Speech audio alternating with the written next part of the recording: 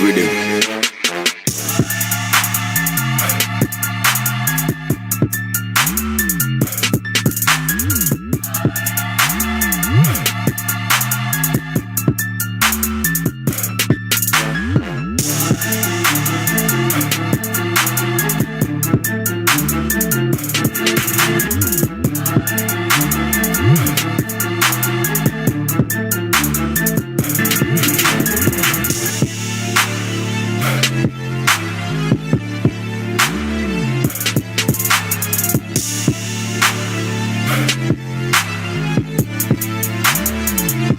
Monk on the beat.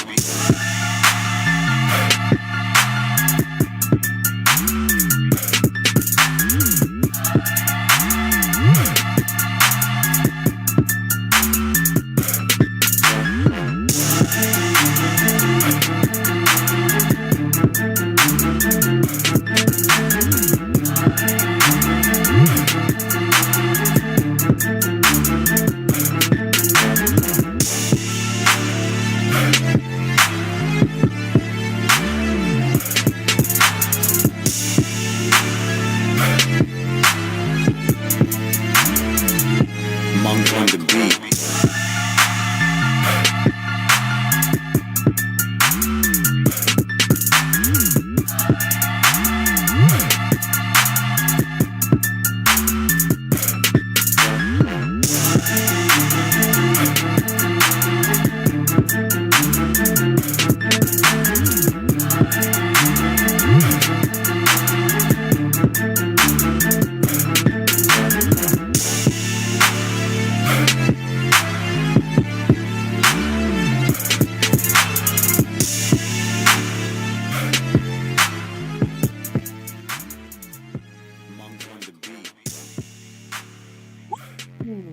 What is up, YouTube? My Cowboys family here, bringing you guys the latest update on our very own Dallas Cowboys. And of course, as always, thank you so much for joining us here tonight. Take a second, hit like, subscribe, hit that notification bell, follow us anywhere and everywhere at My Cowboys Family, and of course, hop on the Discord link for that's in the description box down below. And as we get rolling here tonight, guys, yes, the final day of the 2025 draft. We're here to talk about day 3 for our Dallas Cowboys, break down exactly how it went, who the final picks were made, and of course, now that the draft is all wrapped up, what exactly does that mean and what does that look like for our Cowboys? We'll be, touch on that a little bit tonight, of course. But as we, get into the rest of the news and things of the night, of course, we have to shout out the people representing here on the MCF side of things, like the man as the sponsor of the week, John Luna. Yeah. Thank you so much. Appreciate you. And of course, have to take a second here because these streams are dedicated to his friend, Charlie. Thank you so much. Appreciate that. And you can see up above who's bossing that stream around. Crab52 with 54 points on that stream, boss. Yeah. Knocking it down, taking it away, and you got to shout him out. Skeptical fan always staying skeptical as our Cash App King. Yeah, don't forget there's also the membership gifting champion. That's right. And That that was is also Mr. John Luna. John Luna 6 straight times. Will it be 7? Well, again, you talked about tonight. We're going to focus on day 3, but the overall thing, yeah, we might discuss a couple things, but we're going to save that for tomorrow's finale here. I think for the week. So for this whole segment, for this whole quarter. Yeah. So if you want to try to get into this raffle, whatever it may be, this last chances are right now. So I also want to say the membership gifting champion is John Luna, but the membership gifting leader is Skeptical Fan with 2 gifted memberships. Big shout out to the man staying skeptical. I don't think he's even in the membership right now, but when he was in it, he's gifted 2 memberships. So big shout outs to the man staying skeptical. But he might lose the Cash App crown because the leader there is Cav52, as you see him there repping with 54 points in the stream boss as well. So shout outs to all you guys there. Last but never least, and this is like the big finale here, but you can talk about the overall board, the monthly sponsor, I guess you get quarterly sponsor leaderboard, still in first place after all this time. It is the man, John Luna. But now he is not dominating like he usually does. Because Cav52 is literally 11 behind, taking over first place. Skeptical Fan is like 17 behind. Alvin Richards right there, he's like 21 behind, and Justin Quarles is like 22 behind. I mean, it's a race to the finish here in this last day or last stream or two. Again, I'm feeling a little under the weather. I'm trying to power through it. So we're hoping tomorrow we'll do it, but for some reason we don't. We might have to call it tonight for some reason. So that's why I'm always saying, you never know. If you want to get a chance to get one of these spots, uh, here's your, he's one Strike of the while the iron's last. hot, so to speak. Exactly. But shout out to Cab leading the way, Skeptical leading the way, John Luna leading the way, and of course the leaders. The same names we just said there: John Luna, Cab, and of course Skeptical fans. Thanks, That's Skeptical right. and the Cash App. But there's a lot of ways of dropping the love, and that could be through the Cash App side. But we'll talk about that later. We talk about the Super Chat side first here on YouTube because we got the man, the Q man, Justin Quarles with a pre-stream drop. Now that did hit the goal for our pre-stream. It didn't hit the goal for the in-stream, but we have a goal going on here for that jersey. The similar situation, if there are, if we do hit the goal, those names go into a raffle that we pick 4 names out to get put into the quarterly jersey raffle. We'll explain that a little later. But there's 4 ways of dropping it on the YouTube side, and Justin Quarles is showing you how to do it. One way, he dropped a $20 holler. I almost said Tony Pollard holler. A $20 holler. What did he have to say pre-stream, baby? He said, "Go Cowboys." Go Cowboys. No matter what, go Cowboys. And you know it. I want to know what you guys think about this day, not the whole draft, just day 3's results. We had 7 picks. We ended up with 6 because we made a trade to move up for a guy. We'll talk about all of that and more here tonight. It's going to be a quickie. Trust me, even though there's a lot of players there, these are all guys that might not even make the team. When you go into the 5th, 6th, 7th round, you might get a diamond in the rough. The rest falls to the wayside. I mean, at best. So, of course, it's undrafted as well. We'll get into all that a lot more in detail in the overall draft tomorrow on our finale. Hopefully, our tomorrow finale here. But for now, I do want to focus on day 3 and your votes. So go ahead and vote on that if you're in the chat. And let us know what you think about the Cowboys day 3 picks. We'll obviously be touching on that poll more towards the end of the stream. I just want to make sure you guys can hit all that stuff through the super chats. You can hit the goal, so to speak, $5 or higher. If we get 10 of them tonight, all those names are put into that raffle. So there's the goal you can go for, but there's the YouTube side, there's the super chats. There's also the thanks button, which we had some skeptical fan the other night. You can join the membership, like the Q man, Justin Quarles is in. He's in that silver level. And of course, there's gifting membership. So there's 4 other ways, as we call it, on the After Dark side. The non-YouTube way. Yeah, if you know, you know. Subscribe if you haven't, if you like to. But skeptical fan, he was the champion of this board. How do you get to be the champion? Because right now it is somebody who hit the Streamlabs, and that's Cafe 2 who's in the lead. So what's the other ways to support the channel, baby? You have, of course, the Cash App, @MyCowboysFamily, the Venmo @My-Cowboys-Family. You have, of course, the regular PayPal link and the Streamlabs link. That lets your comment show up on screen just like the Super Chat would. That's what. And that's how Cap 52 he's in the lead. Is currently rocking it. Yeah, so shout out to everybody. Appreciate you all in any single way. Like I said, we always do our nightly shout outs. Fan Friday we did last night, but our nightly shout outs for those in the top shelf membership, the star level membership, or the over everything level memberships. Again, those get automatic raffle entries. Star level gets 1, over everything gets 2 into those jersey raffles at the end of the quarter.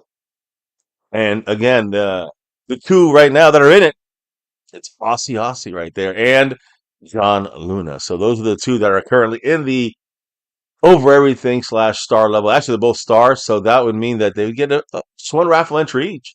And then there'd be 4 other ones that we will grab from the last 2 months of, goal hits. Yes. We've succeeded in the goal. We'll get 4 names out of that and put them in the mix with Aussie and John Luna. Of course, if anybody else joins the over everything or the star level, it will also be put into that for the month of April, but in March when we do this raffle. So I just want to make sure I break it down for everybody. To give those shout outs to Aussie, and John Luna, and of course, shout out again that monthly / quarterly jersey raffle, star and over everything, and the weekly winners, or I'd say the monthly winners, you can say to this extent right now since it's the off season.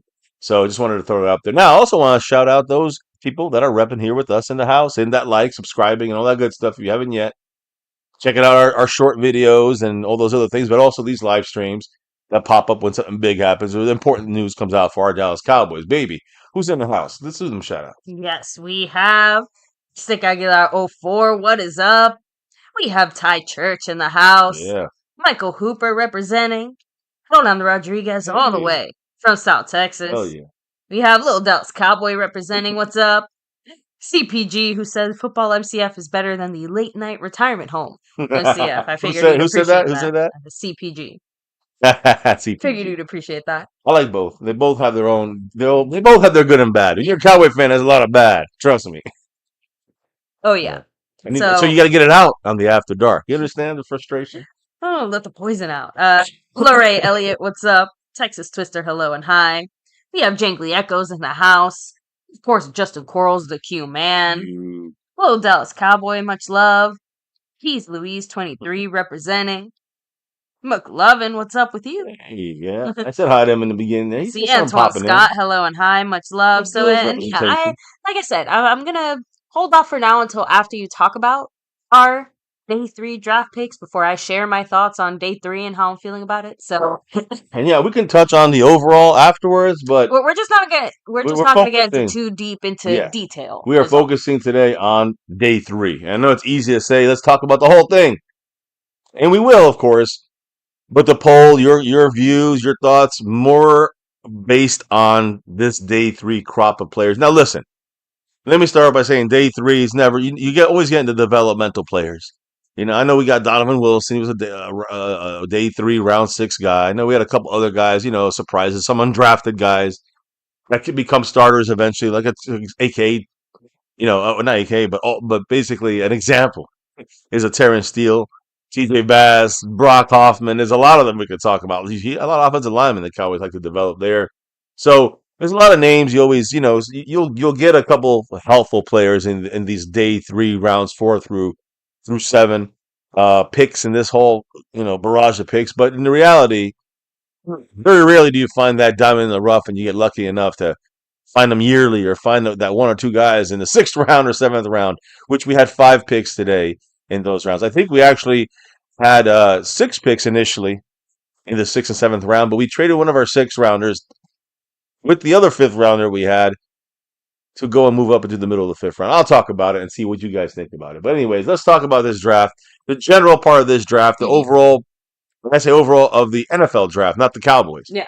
NFL draft, day 3, the big names that were signed. Of course, we talked about former Dallas Cowboy Deion Sanders, his son Shedeur Sanders, quarterback for Colorado, was not picked in the first 2 days, not picked in the 4th round, was not picked all the way into the 5th round by the Cleveland Browns, who traded away their last pick and that 5th round pick to move up to get Shedeur Sanders, and that was their last pick of the day. Well, the draft. Yeah. So they changed their last pick, which is the 5th rounder. Went out with a bang. Yeah. So he finally came off the board. Very talented, athletic Colorado quarterback. Throws with anticipation, stand in the pocket, deliver, difficult throws without fear. In a way, makes him a steal at 144. I think we can all agree on that. Whether or not he's going to be productive enough, who knows? But he is a steal with those, with the possibility of the future for that he has, the ceiling he has. So yeah.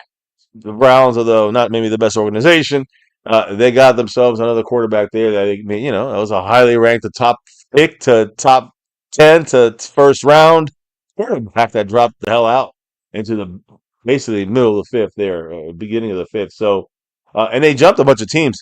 Would the Cowboys have gotten him? The Cowboys were jumped as well here. And basically they drafted, the Browns drafted him at pick number 144. There's a couple other names that we looked at running backs. One of the names I kind of liked from Arizona State was Cameron Gatabo. Giants got a great value in him. Unfortunately, the New York Giants did draft him in the 4th round. He was I guess we'll be seeing more of him then. He's a running back 3. And the 51st overall player on most big boards. So it is a strong value pick for the Giants, which they got him at the beginning of the 4th round. It was like the 6th pick in. The Patriots at pick 146, running Braden Swinson, edge rusher from LSU. On the big board rankings, he was also in the 47 to 53 range. The Colts, they drafted in the 6th round quarterback Riley Leonard. He was 63rd on the Yahoo big board. Player 172. Pick 172 is by the Rams linebacker Chris Paul Jr. from Mississippi. He was also highly ranked, top 183. And the Eagles, those bad goddamn Eagles. They traded away. They didn't really do many picks early, but in the late rounds, they stacked up some picks. Pick number 207, tackle Cameron Williams from Texas. He was ranked 93rd overall.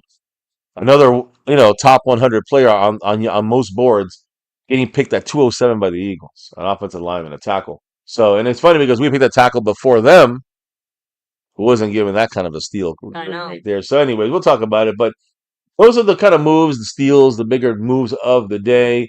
What about our guys? And I'm gonna show. What did the Dallas Cowboys do Well, today? let me show you guys. We're gonna tell you what we did, and then we're gonna get into a little bit of the outside stuff, and then dive deep into these picks and call it a night. That's how quick this is gonna go. So you want your thoughts known? See Dave Brown in town here. What's up? Much love to Dave Brown and everybody else from the After Dark sessions. But this is a quickie tonight here because tomorrow is kind of the bigger closeout for the 3 months that that we're going to do this a quarterly, and also closing out the draft and our kind of overall kind of bigger viewpoint of things, kind of stepping back other than the initial thoughts of the third round. And I haven't been happy with this draft so far. I'm going to give you a hint. I'm not too happy about the end of the draft either. So, I want to see the undrafted guys fully. We have about 8 or 9 of them already. I think 6 or 7 of them, maybe 8 or 9. We'll have another, 6 or 7 tomorrow. So that's why I want to wait to give my full view on that. But we'll give you our view on today's picks. And look, you can look at the entire draft as well with us here. You can first. I always have to remind people of the moves we made in the offseason. All these names right here. Some of them are re-signed Cowboys. Some of them are older players from other teams, and some of them, are just a lot of them. The guys we got from other teams are former injured players. So you see where the Cowboys are kind of putting their money into nothing. They're putting their money into hopes and dreams. And that's how they filled up all those missing spots we had. Now, I will say there's not showing on here a couple guys like Sadiq Charles, who's all right. He's a veteran offensive lineman. Um, I know that there's a couple other guys we picked up specifically in a trade. Quarterback Joe Milton III. So those are the guys that we picked up. That's our backup quarterback. So we're set there with Dak and him. I think a big upgrade for cheaper. We talked about it yesterday. Then Cooper Rush. That's the free agent moves. A couple nice ones, mostly some re-signings that are solid, and then some outside signings like we're bringing back Dante Fowler. You got him there. I think one of the better trades is Khair Elam at cornerback, who needs to start for us, in my opinion, somehow in there because with the Trayvon Diggs situation. Javonte Williams is always a guy I liked, and we got him on more or less cheap. Solomon Thomas, a solid defensive tackle, 3-tech guy that's a veteran. Those are the outside guys I really like. Peyton Turner's injured all the time. Some of these other guys are banged up all the time. Kenneth Murray's too old, even though I liked him a couple years ago. So when you look at this, there's just not much popping out. Miles Sanders is wonderful, but when he was at his peak as a third down back, and now he's a broken old guy. So, we didn't even know he was with the Panthers last year, some of you guys. So just seeing all these names, nothing really eye-popping. Oso is our biggest signing, and that was $20 million a year for him. That's our own guy. That's the Cowboys usually sign our own guys. So now, to the part of the offseason the Cowboys usually put all the eggs in their basket in, and it's right here. This is our players. Now, I'm going to go through this with you guys. The first round pick there, Tyler Booker, guard from Alabama, and then day 2, round 2 and 3 there, Donovan Iskaraku there, edge rush from Boston College, and then third rounder, injured torn ACL player, Savon Ravel Jr., cornerback from East Carolina.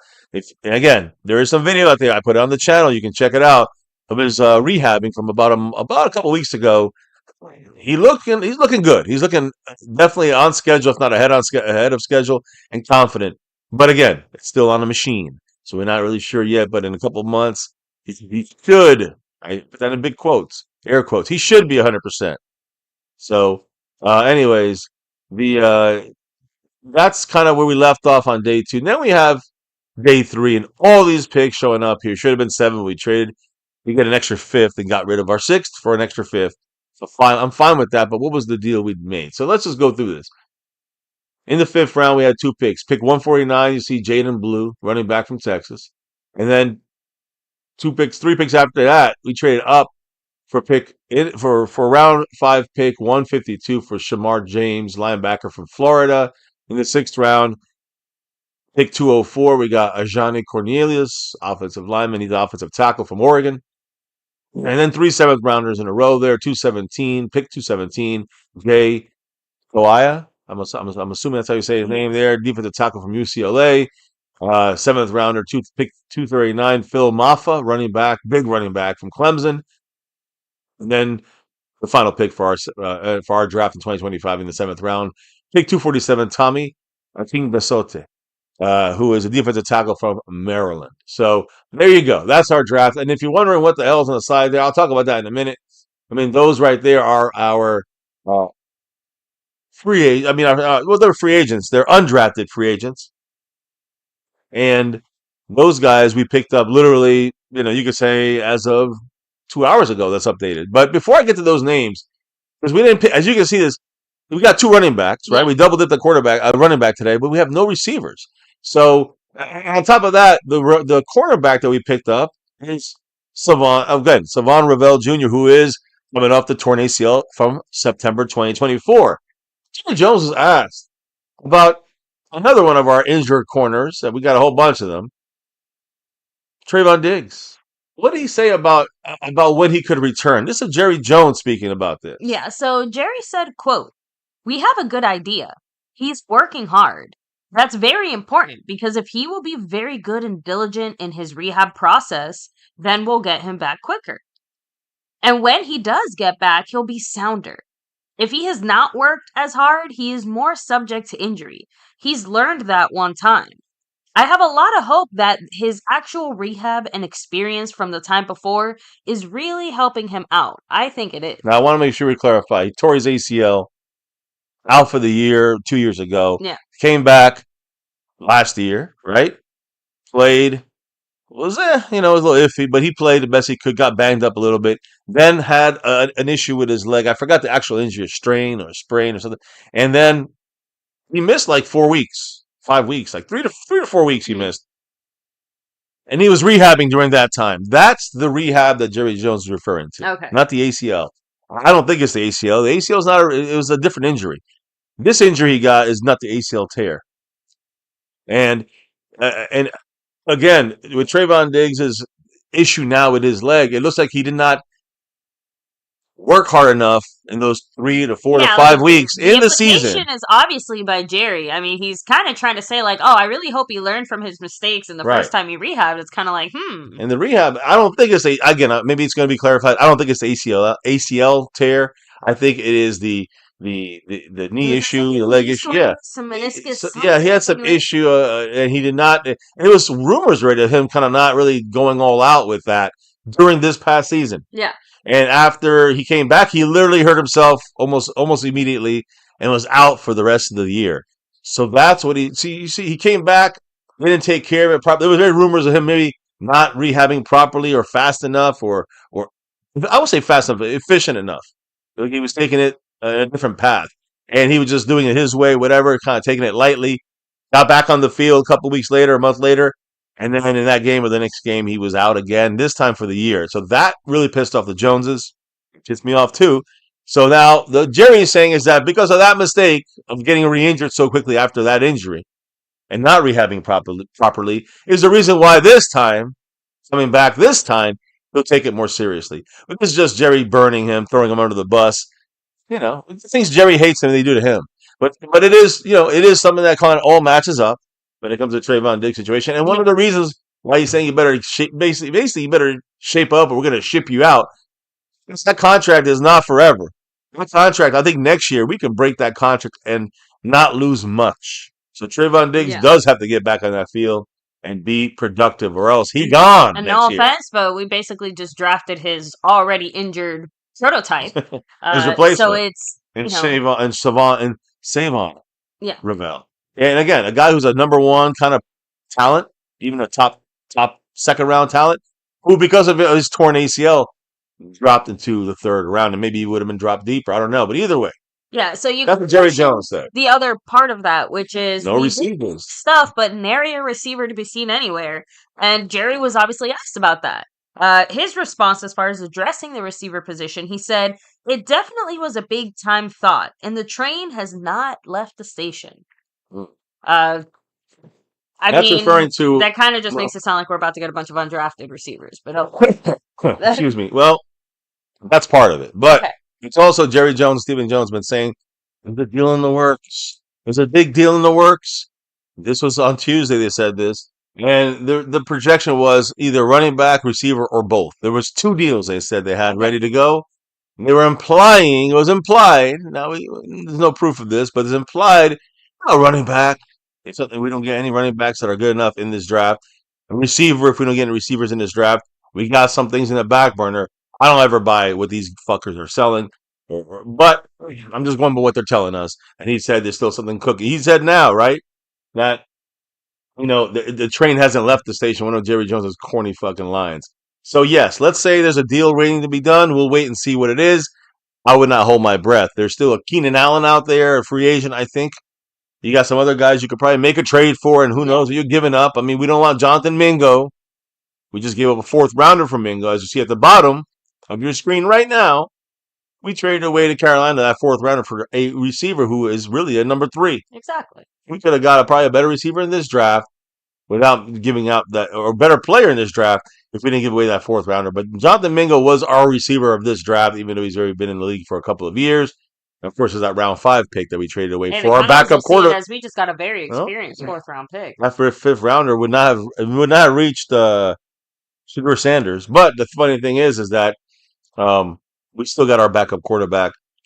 Right, most people would rather have than Shedeur Sanders, and that's Joe Milton the third. Mhm. Anyways, so again, will there be a receiver traded for? I don't know, but like you said, baby, we got a couple. We're trying to maybe sneak on a couple receivers on the practice squad. If that's what he means, well, we're back to the same bullshit circle. You know what I'm saying? Of just filling in guys with, and filling in spots with undrafted players. So as you look here, there's a bunch of the undrafted players' names. Very obvious at the top there. You're seeing the two receivers right off the bat. A lot now. You guys can tell me if you like these names or not. I'm not really familiar with many of them. I was looking for the guy from Texas named Isaiah Bond, who was undrafted, by the way, and is still out there as a undrafted free agent. But anyways, these are the undrafted free agents that the Cowboys have officially agreed to terms with. As you can see there, Trayshawn Holden is one of the bigger names from Oregon, wide receiver. So he's right in the mix already at receiver. At the bottom of our list, as well as Josh Kelly at wide receiver thrown into that list. So those two guys go along with the other, CD Lamb, CD and the CD and the lamb chops. and the lamb chops, CD and the lamb chops, because after him you got after CD you got Mingo, third a third receiver at best. You got Tolbert, third receiver at best. Jalen Brooks, fourth. You keep going down the list. There's a lot of names there. Kevontae Turpin is a specialized player. He's not a full-time receiver. Just seeing the Pussycats at this point. So CeeDee Lamb, just a lot of receivers, nothing really quality in there. That's really a number 2 that's solid. So we'll see what happens. But those are the two receivers we added in this draft so far. Trayshawn Holden, receiver from Oregon, and Josh Kelly, receiver from Texas Tech, both undrafted. You know who's number 1 pick in it? A. Lavelle. He's got that $20 holler dropped right there. Hear the man say, Mr. Lavelle, matching the Q-man drop at the pre-stream. He said, "What's up, MCF and FCW? What's good, everyone in the chat? I hope everyone is safe and healthy." Yes. Not a fan of this draft. I feel like we reached on the 1st, 3rd, and 5th picks. We needed a number 2 wide receiver. Yep. Or a better quality running back. Yeah, higher. I'm tired of drafting injured players, and that's the killer on the not 3rd round. to have a big spoiler alert over the rest of the stream, but I couldn't agree with you more, Mr. Lavelle. I feel like the 1st round pick is the only one that I can understand, if that makes sense. Again, I would have preferred maybe something different. It's definitely a bit of a reach, but I understand why they went in the Tyler Booker direction. Yeah, we always do well developing offensive linemen. And yeah, exactly. When it comes to 1st round offensive linemen, like I have no doubt that Tyler Booker absolutely is going to be a very welcome, positive, and he does technically fit the immediately impactful kind of bang that I was looking for from a first round pick. So maybe not as impactful as like a receiver would have been, but at least he's going to be out there playing and starting We week always say one trenches win in some way. championships. We always say trenches win championships.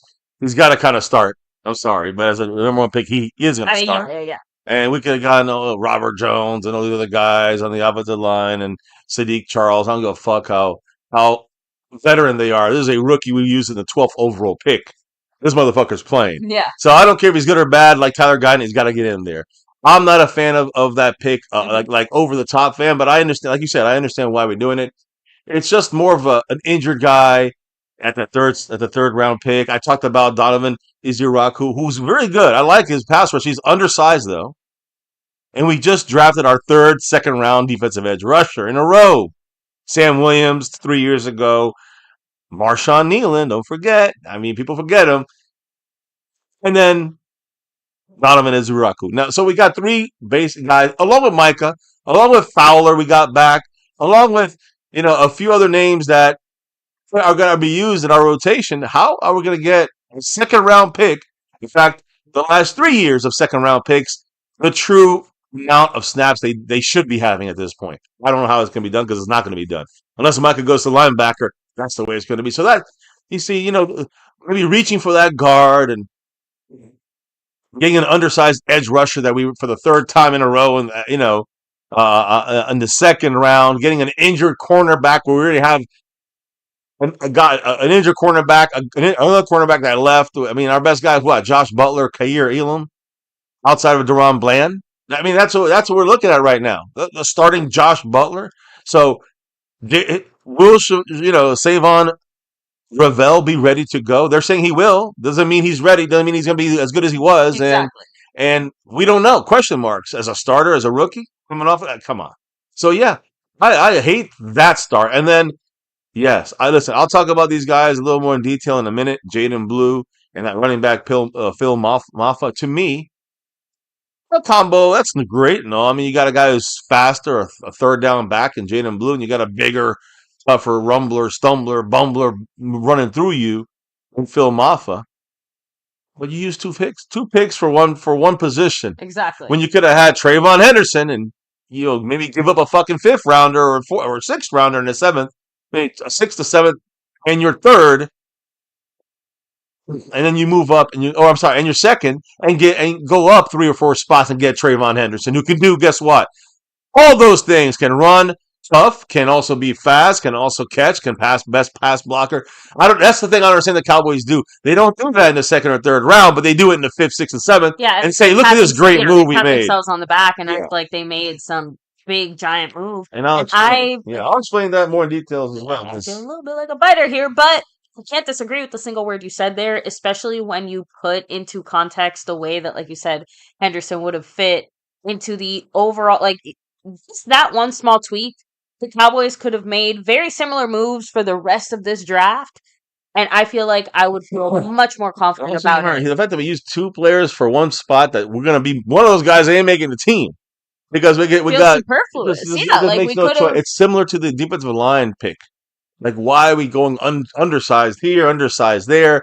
I know it's Everfluss, we got speed, but then we also, reach for guys. I'm going to reach. I'm talking about a guy we reach for right now, and this is Shamar James. It feels like for a team that's trying to change the narrative of how last year's season went, I'm not really seeing the necessary moves when it comes to certain positions because, I mean, let's be real. Like you said, getting 7 offensive linemen and 7 defensive linemen all fighting for one singular spot, that's not the wave either. I see Bama fans. He's an Alabama fan, which is where Booker is from. So of course you're biased, but yeah, I like him. I'm just saying I still gotta be not gonna just say I like him because I like Alabama. I'm saying I know you've seen him play. You're a fan of the school, right? And he's seen him play. I know he has high hopes on him for him. I know it. So do I. In fact, as I said yesterday and the day before yesterday, anytime the Cowboys draft an offensive lineman in the first round, I mean, 9 out of 10 times they are elite. They become elite, and they are, developed to become elite as well. So I'm not mad about the Booker. You guys are, I don't want you to get flustered with the fact that I say Booker, was a little disappointing. It's not that he's a bad pick.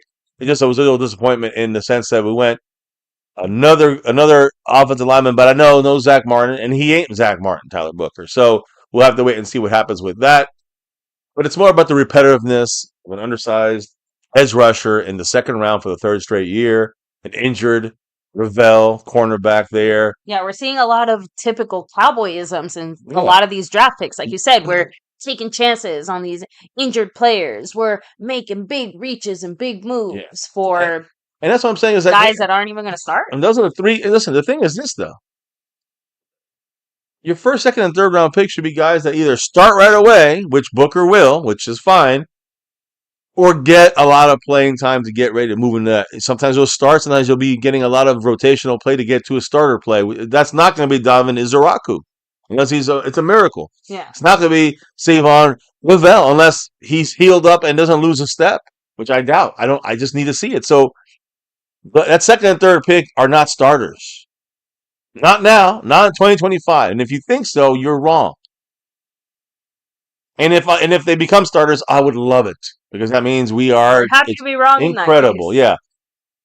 But I do want to finish before I go on to Jaydon Blue and the rest of the guys. I Yeah. see. Cheese Louise says he saw Jaydon Blue run there in Texas, and I know a lot of people like Texas players.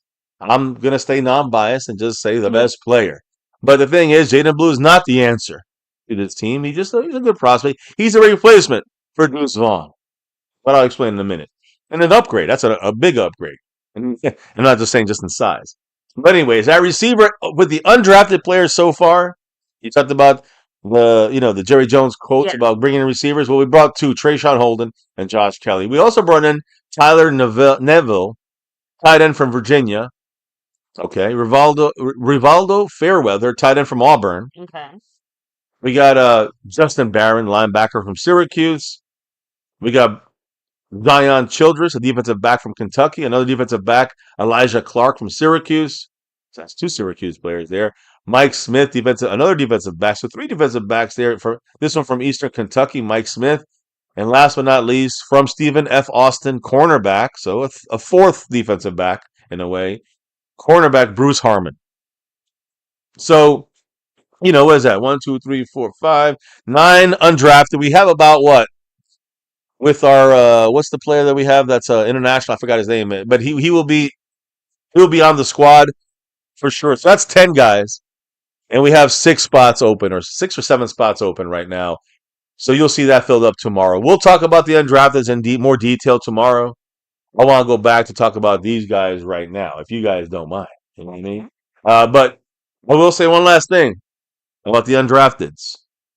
There's still about 6, 7 spots, right? Here's some guys that are still available. Let me know if I'm wrong, guys. Okay. But these guys still available, and you might see the Cowboys pick up another receiver or two from this crop of undrafted. Right now, I think these are undrafted. I checked this about an hour ago. Okay. These are names I have. Isaiah Nayor from Nebraska. The highest ranked one right now.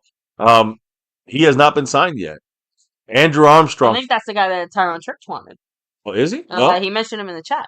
Well, I think he's still available. So that's one of the names I like. There's also Andrew Armstrong from Arkansas. We have the one I like is from Texas, Isaiah Bond. Somebody should tell me about him because I think he's a guy that can, make a difference, even if it's in the lower levels or practice squad side of things. And we can see what we got from him. We got Calvin Richards though, making his presence felt with that 5 on it. Ooh. What did the man Calvin Richards have to say? Thank you so much, Calvin. He said, "I like Blue. We haven't had explosiveness like that since Dorsett." Well, that's an interesting comment there. I guess I'm trying to think back. We had other explosive guys, but yeah, they never were the overall, maybe a little bit of a better overall package kind of player. I'm trying to think though, but Dorsett was more explosive than Emmitt Smith. Emmitt Smith was not explosive. He was never a fast player. So, but it's not just explosiveness with Blue. It's not just speed. It's explosiveness. It's key there. I love the comment there. I feel like he's one of the reasons why I'm focusing a lot on Jalen on Jalen Blue and then nobody else. I'm sorry, Jaydon Blue. I'm focusing on him and everybody else. It's going to be a little bit disappointing. You'll see what I mean. Well, that's what I was going to say. I feel like Blue suffers a little bit from the same thing I kind of just said before.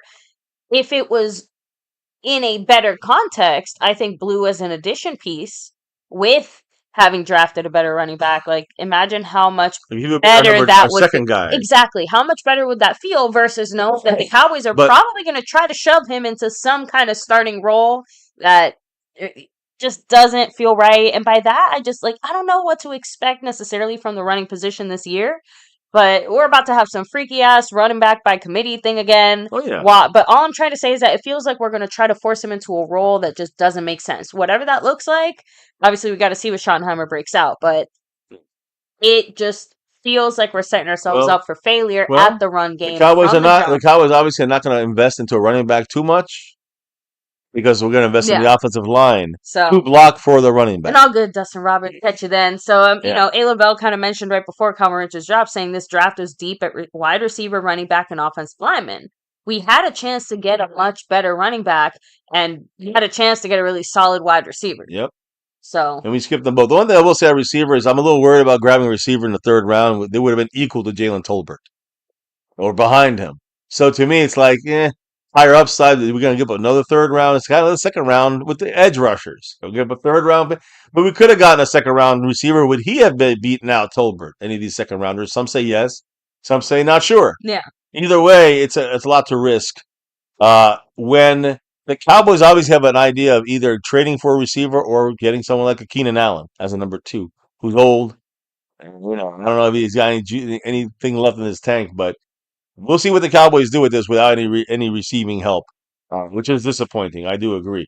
By the way, Calvin Richard with his drop, I do want to make a mention since you mentioned A. Lavelle, who jumped into 4th place on the board just like that with that $20 holler. But with that 5 on it, Calvin Richard jumped into 4th place again and jumps over A. Lavelle. A little There you go. hopscotch here. But now with Calvin Richard, I think he's 4 back, if I'm not mistaken. 5 back on passing Cat 52, I think. There Yeah, you I'm sorry, Skeptical Fan, not Cat 52. Skeptical Fan. 5 back on passing Skeptical Fan. And not too much farther from first place. So, bam, just like that. By the way, that's our second hit on the goal. We're 8 away. And all the names we put in there, guys, that hit the goal That's right. into a raffle. If you hit the goal, if you happen to hit the goal 2 or 3 times, like, out of the 10, that's 3 raffle entries you get. Not for the jersey, but to get into the jersey raffle. You guys feel me? And there's going to be 4 names picked from there. There's not a lot of names this time around, so Yeah, a lot of pretty people have a good. chance. Yeah, just a little side fun thing here in an off season and many off seasons of disappointment from our Cowboys.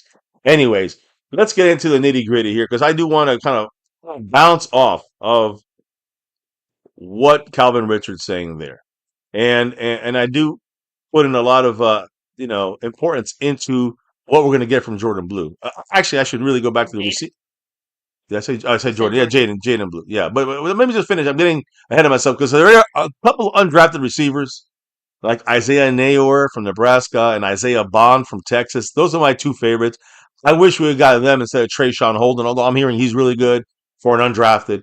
And of course, there's Josh Kelly, receiver Texas Tech. Those 2 guys are on our team, but I'm still seeing. Let's see if Nayor makes the team. Let's see if the Cowboys offer Isaiah Bond an opportunity to get on this squad and the practice squad. I would like to see them on there. Of course, I said Andrew Armstrong. There's also Armstrong from Arkansas, Chisholm III from Eastern Washington, Brew McCoy from Tennessee, Kelly Kahari from Mississippi State, Landon Park from Troy, Daniel Jackson from Minnesota, Jerwan Newton from Toledo, Ja'Cory Brooks from Louisville, Nick Nash, San Jose State, Antoine Wells Jr., Ole Miss, J.P. Richardson, TCU, Daquan Felton to Virginia Tech, Elijah Badger from Florida, Miles Jackson from Washington. I'll even throw in there Kobe Hudson from UCF. Let's go Golden Knights.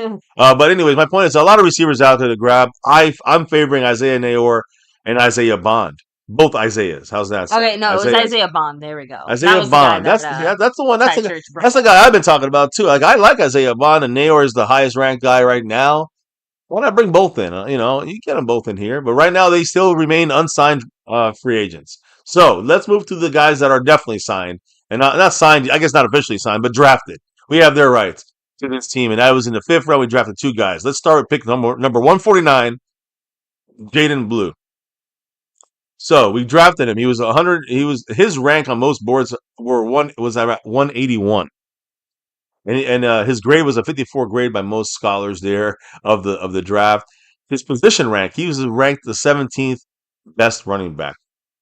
That's who we got in the fifth round. But to me, it's more special. To me, he may be 17th overall, but how does he compare with scat backs, quick running backs, a different style running backs? Now, guys like Trayvon Henderson, he's much better. He does both. He's bigger, he can run guys over, and has that speed, the pass blocking, pass catching ability. But Jaydon Blue has pretty much all that except for that power side of things. He can still break tackles. So he's an undersized. Let me just give you this. He's 5'9". 5'9", he's 196. Yeah, so like you said, definitely bigger than Deuce Vaughn. I'm just saying, to me, he reminds me of the reason why we're going to replace Deuce with him. This is what we're going to do with Jaydon Blue easily. I think at best, Deuce Vaughn's practice squad. But this pick basically knocks, Deuce Vaughn to the practice squad or off the team, in my opinion. 5'9", 196 from Texas. He's an undersized running back, but he has outstanding burst. That's the key there. I know you guys say explosiveness, burst, and he also has top end speed. You guys know he's a 4.38 speed. Oh, damn. That's a fast motherfucker right there. So he's got speed, but he's also got that acceleration. I was going to say, that burst. You can see those qualities that make up for his lack of size. Well, yeah, exactly. Or else he would not have been picked fifth, trust me. But and I'm sorry, not fifth, but in the fifth round. I got to say that. But anyways, the point is that one of the best guys at running back in this draft with burst, acceleration, and the top end speed. So he's more of a, to me, he's like, I don't want to say he's, what's his name that we just picked up from the Miles Sanders. He's like maybe a rookie Miles Sanders-ish kind of player, Think of him like that. So basically, he's a guy that is able to accelerate, does not stop and dilly-dally. He accelerates through the line of scrimmage. He turns the corner very well. He gets around the outside, turns the corner well. And he's, when you get, they always say you run to the sidelines. When he gets around the corner, he does a great job to run away from defenders, especially when he gets a crease of some sort to break through the line. When he gets out, he breaks. He has breakaway speed. So, when he gets that crease, he has a great job with cutting back or cutting up. When what I'm saying, when defenses over pursue, he'll cut up rather than back, right? So he knows how to. He has the moves. He has the north and south kind of running style for a smaller back, and he does a great job being that small, kind of a little deuce-ish, right? When you think about making guys miss, he's very good at making guys miss. So that's all the positives there. I will say the negative, of course, is he's just not a power back. You're on the goal line, you don't want Jaydon Blue up there. You need a couple yards, a yard, We find ourselves in a familiar conundrum. Exactly. Yeah, I'm just saying, like, that's a thing there we got to be real about. Most smaller guys just don't make it. It just doesn't happen. Most. Now you're seeing Calvin Richard. He's bringing some heat to the party here and bringing up the great Emmitt Smith. Thank you very much, Calvin Richard. With his $2 holler, he said, "How big was Emmitt? Just a little heavier." Pretty much, yeah. I mean, I'm not saying 5'9" doesn't mean you can't be a running back. I mean, Deuce Vaughn being 5'6" or 5'5", that maybe there you can't be a running back. What's up, Eric? But Calvin Richard, no, I'm not saying there's a lot of players that have Emmitt's size and his weight and is maybe faster even. Yeah. And then nobody ends up being like Emmitt. But it's kind of like Jam said. He said we went with Blue over Scatterbo. No, no, we did not. Scatterbo was taken into. I know. Oh, okay. It's more just. It sounds like to me like the effort made is the point. Like, yeah, the Cowboys didn't have a fourth rounder. Scatterbo was gone in the fourth. Fifth pick in the fourth round. There was no way the Cowboys were getting him. Even if we kept our fourth round pick, we wouldn't have gotten him because we don't trade up.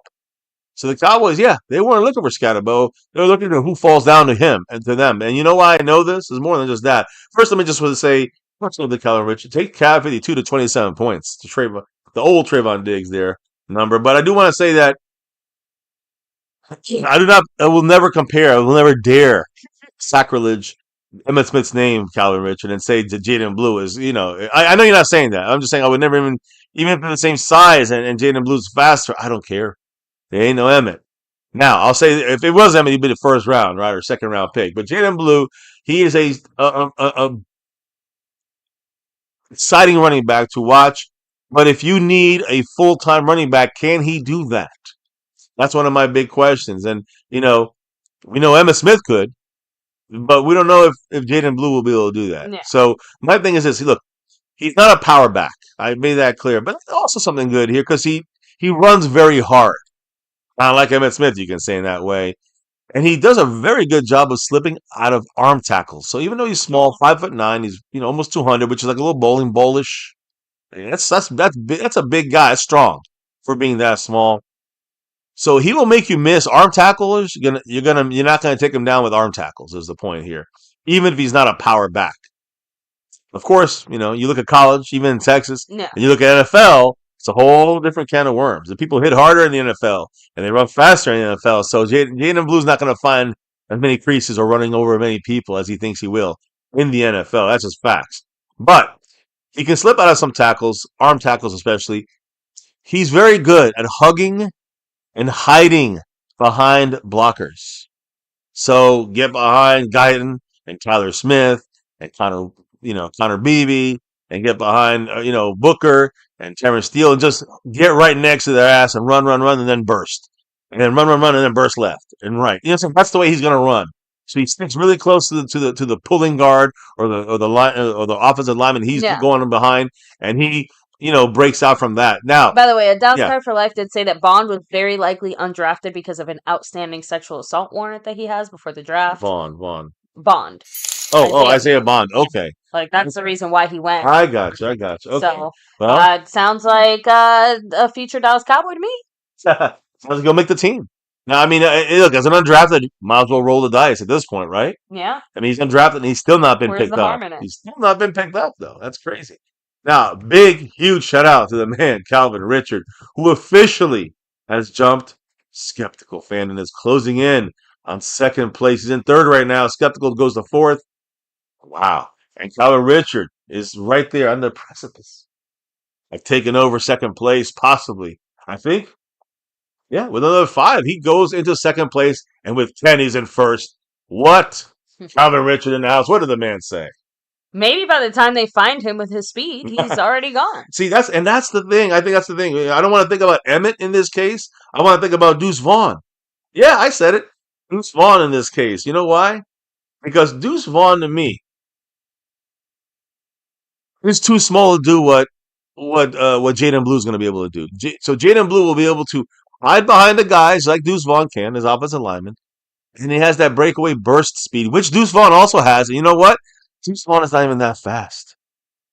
Like, he's not the fastest guy. Yeah.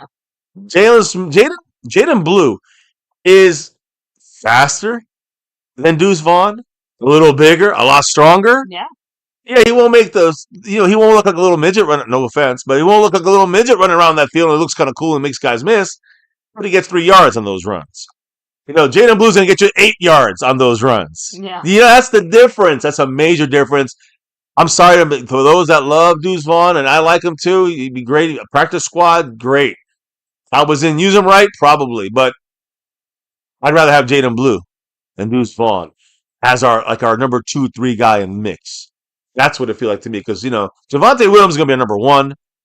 I know we got a couple other backs in there, but to me, it's Williams is the number 1, but Jaydon Blue is going to be that change of pace guy. It's going to make him a little more special than where he was overall ranked at 17th running back. So I think you'll see him top 10 running back by the time. Why don't you mention his fumbling problem? Because that's the big negative to him. But I like his speed. Right, that is one of the other issues I wanted to say.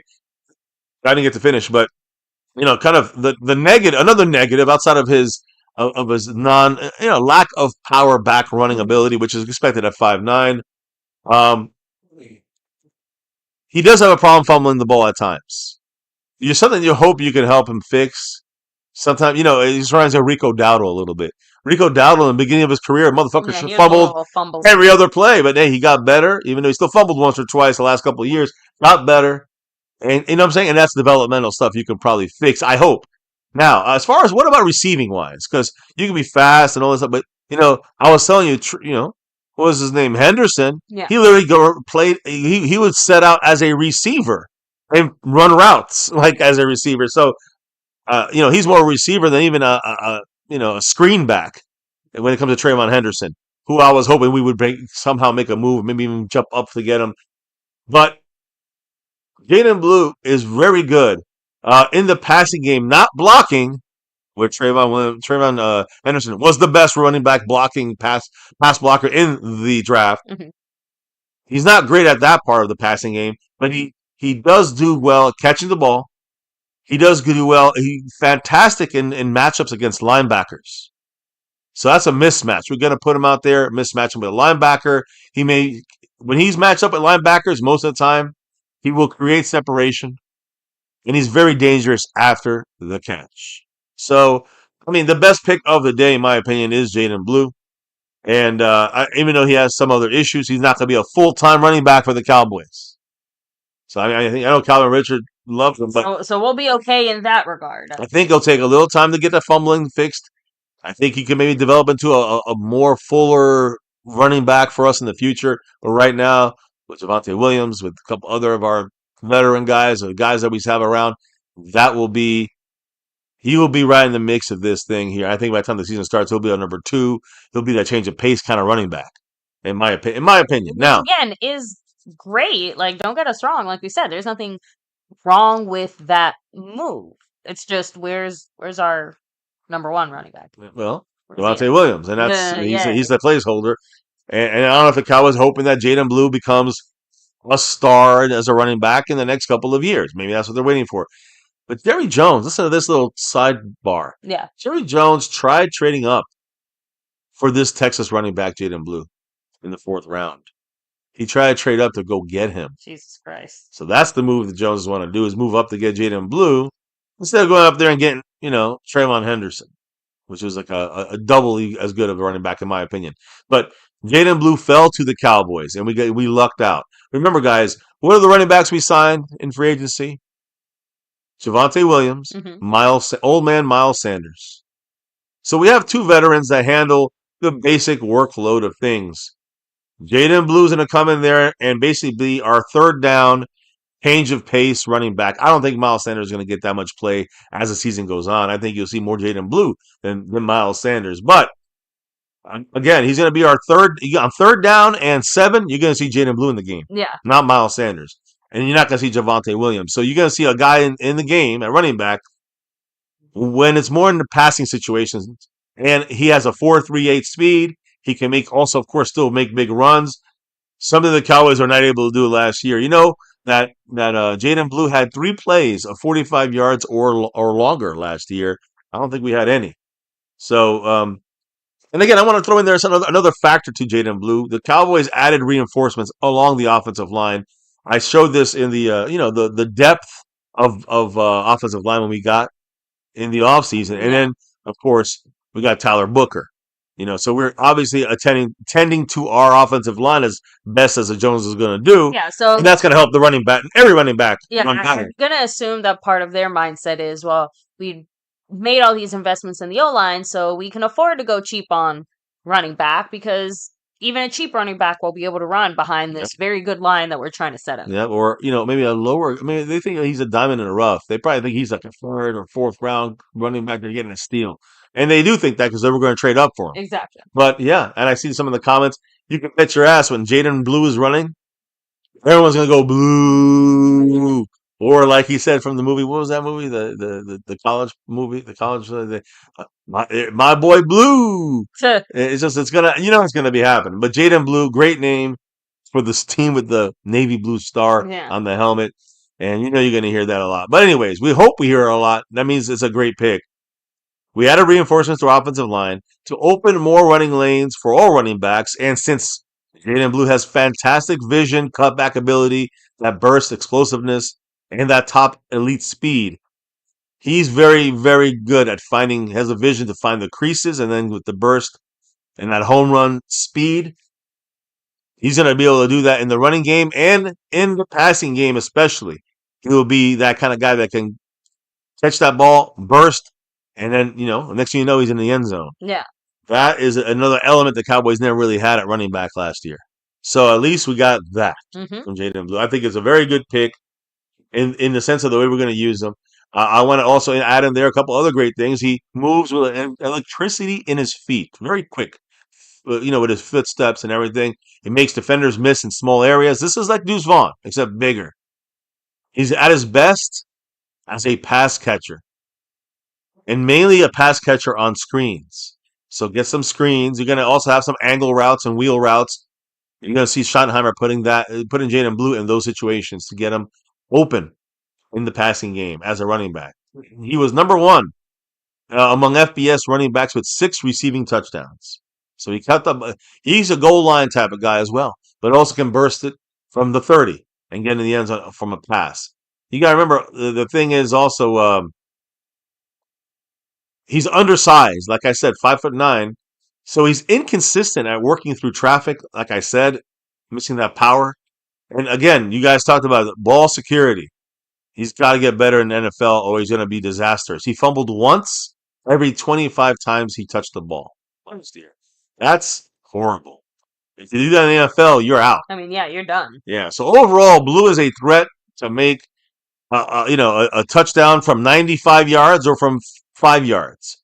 The guy has the explosiveness to take it all the way to the house. So, you know what I'm saying? The touchdowns, an electric player, especially as a receiving weapon right now for us, out of the backfield. But NFL scouts say that he may need time to learn what it takes to be a true professional in the league. And that's why he kind of dropped to the 5th round. But his dynamic talent definitely can upgrade an entire backfield. And with the offensive lineman we got in here, I think Jaydon Blue is a pretty damn good pick. I have to agree with you. Not great. Good. Damn good. I give that like a B. Calvin Richard in the house with another 5 on it. And with that 5 on it, baby, he jumped into first place. And we got A. Lavelle said, hold up. With a $10 holler, he's jumping. I got to fix the board, baby. There's a lot of stuff going on. Right now, Calvin Richard in second place, just, I think, 5 or 6 back on John Luna for first place. Chad 52 in third. But is he? A. Lavelle. Let me just make sure. He's actually right behind Calvin. I think they might be tied. I think did he pass? I'll have to look at it. Maybe read up what they're saying, please. And yeah, go ahead let me and do figure your out calculations behind the scenes. But it's a battle for sure. we have Calvin Richards with his $5 holler saying, remember when Barry Sanders made Casillas spin his head around like the Yes. exorcist looking for him? Yes. Oh, don't remind me. I remember that. That's what I hope our guy here. I hope Jaydon Blue can do that or something similar to that to opposing defenders. Hell yeah. Much love. And of Richard. course, Mr. Alavelle with his $10 holler said, I hope we're not done because I feel like all we did is find role players, reinforcements, but not weapons. We signed 3 or 4 offensive linemen just to draft an offensive guard. We need a healthy cornerback, and I hope we sign Gilly and Keenan Allen. And again, those are 2 names that I do find high of possibilities. Gilly was already visiting the Cowboys before the draft. We got an injured cornerback. That's what we got. That means that Gilly is very much in the discussions right now. And Keenan Allen was a name I've been talking about for a while as a free agent. He's a possibility. There's also some trades the Cowboys say they have, a running back or receiver. We'll have to wait and see. But I hear you. I feel you. And feels more likely than Allen, doesn't it? Yeah, Allen's probably going to be just asking for way too much money. James McKeith in the house. Thank you for sewing it up. Welcome to the familia. Welcome to the family here at MCF. Appreciate you. I'm still fixing the board, but I'm pretty sure Calvin Richard is in first place. I have to double check it. Let me just double check it. And any thoughts on this? Any other comments? Actually, I think this is a perfect time for a little MCF commercial break. Haven't done one so far, so take a second to hit like. If you haven't already hit like, subscribe down below and hit that notification bell. The best way to make sure you never miss an MCF live stream. Although, a few of you guys said in the chat, yeah, not sure. YouTube has its moments. So we still go live, guys. Don't worry. But yes, thank you so much to everybody here chilling, hanging with us. Of course, an extra special shout out to the people representing right now on the MCF side of things, like our sponsor of the week and membership gifting king, Mr. John Luna. Our stream boss, Cab52, holding on to it somehow with only 6 points. So not sure how much longer he's going to be the stream boss. And our Cash App king, Skeptical Fan. Always staying skeptical. So much love to him. Everybody, holding on to that. But Skeptical is leading in the gifting side. You got Capital 2 leading in the Cash App side. And on the overall board, I'm really trying to figure. A. Lavelle is right behind John Luna. But Calvin Richard, he's in first place now officially. There you go. Wow.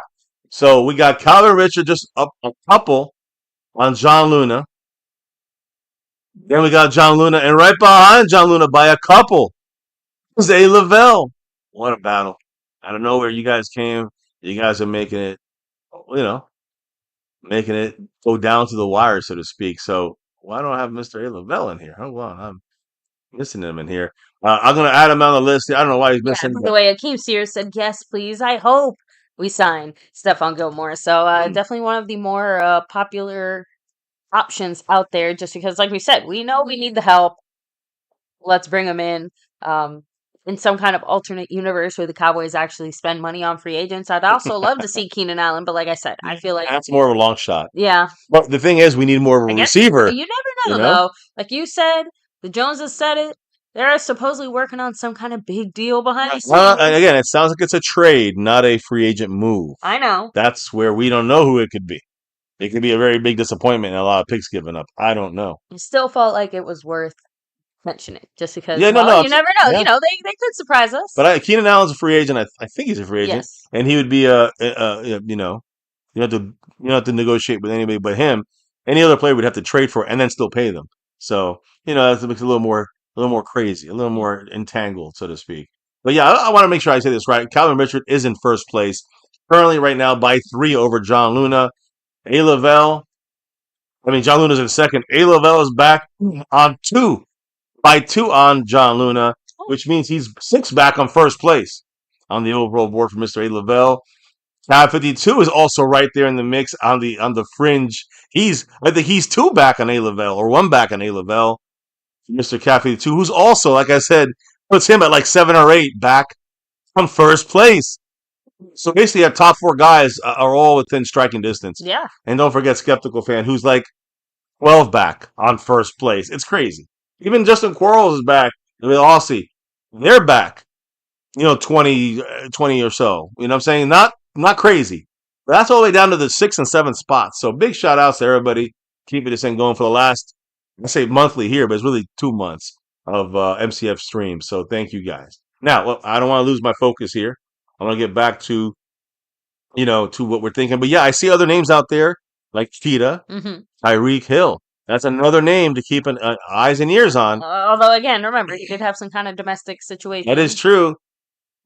Didn't stop the Cowboys with Greg Hardy. So my point is that whether it's a trade, whether it's a deal of some sort, whether it's a pickup of Keenan Allen, whether it's a pickup of some guy who's a Mingo-like, I don't know what to say.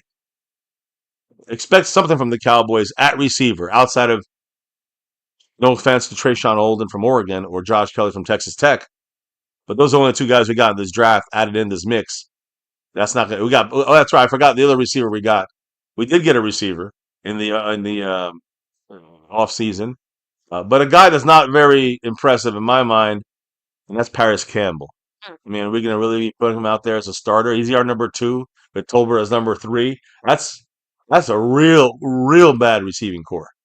So Monte Turpin's our specialist on receiving. They've got nothing after that. Jalen Brooks is nice as a 4th or 5th guy. Right? That's it. Nice as a 5th guy. That's nothing. So I'm just saying, to me, there's a lot of holes on this team at the receiver spot, and we need to get it fixed soon. So with this draft, it didn't do fuck shit for the receiver side of things. At least running backs, we got Jaydon Blue. Now, let me keep it going here, because I don't want to spend forever doing this thing. But listen to this, guys. You can see it says 149. And then you see the 5th round, 152. What happened? Literally, as they were announcing Jaydon Blue and they were doing, showing his highlights and all that stuff, another announcement hit the airways immediately after that. The Cowboys traded up. Holy shit, we traded up. The Cowboys made a trade with the Arizona Cardinals during the 5th round there of the 2025 draft, and they did it almost so immediately. They did it so fast that they almost did not able to even report on it, because it was done so fast after the Cowboys took Texas Longhorn running back Jaydon Blue in that same fifth round. So again, the Cowboys traded up. And I'll explain what it was. The Cowboys, again, celebrating when we got Jaydon Blue. They were showing them in the war room, Yeah. high fiving, dancing, celebrating when we got Jaydon Blue at number 149. But then you saw them jumping up and going crazy when they went and grabbed at pick 152, linebacker, Florida Gator, linebacker Shamar James. Now, I do want to make a comment here. The one guy who we saw really happy, Matt Eberflus. This is an Eberflus pick to move up. It reminds me of a Dan Quinn moving up for let's say, Eric Scott Jr. That's a Dan Quinn pick.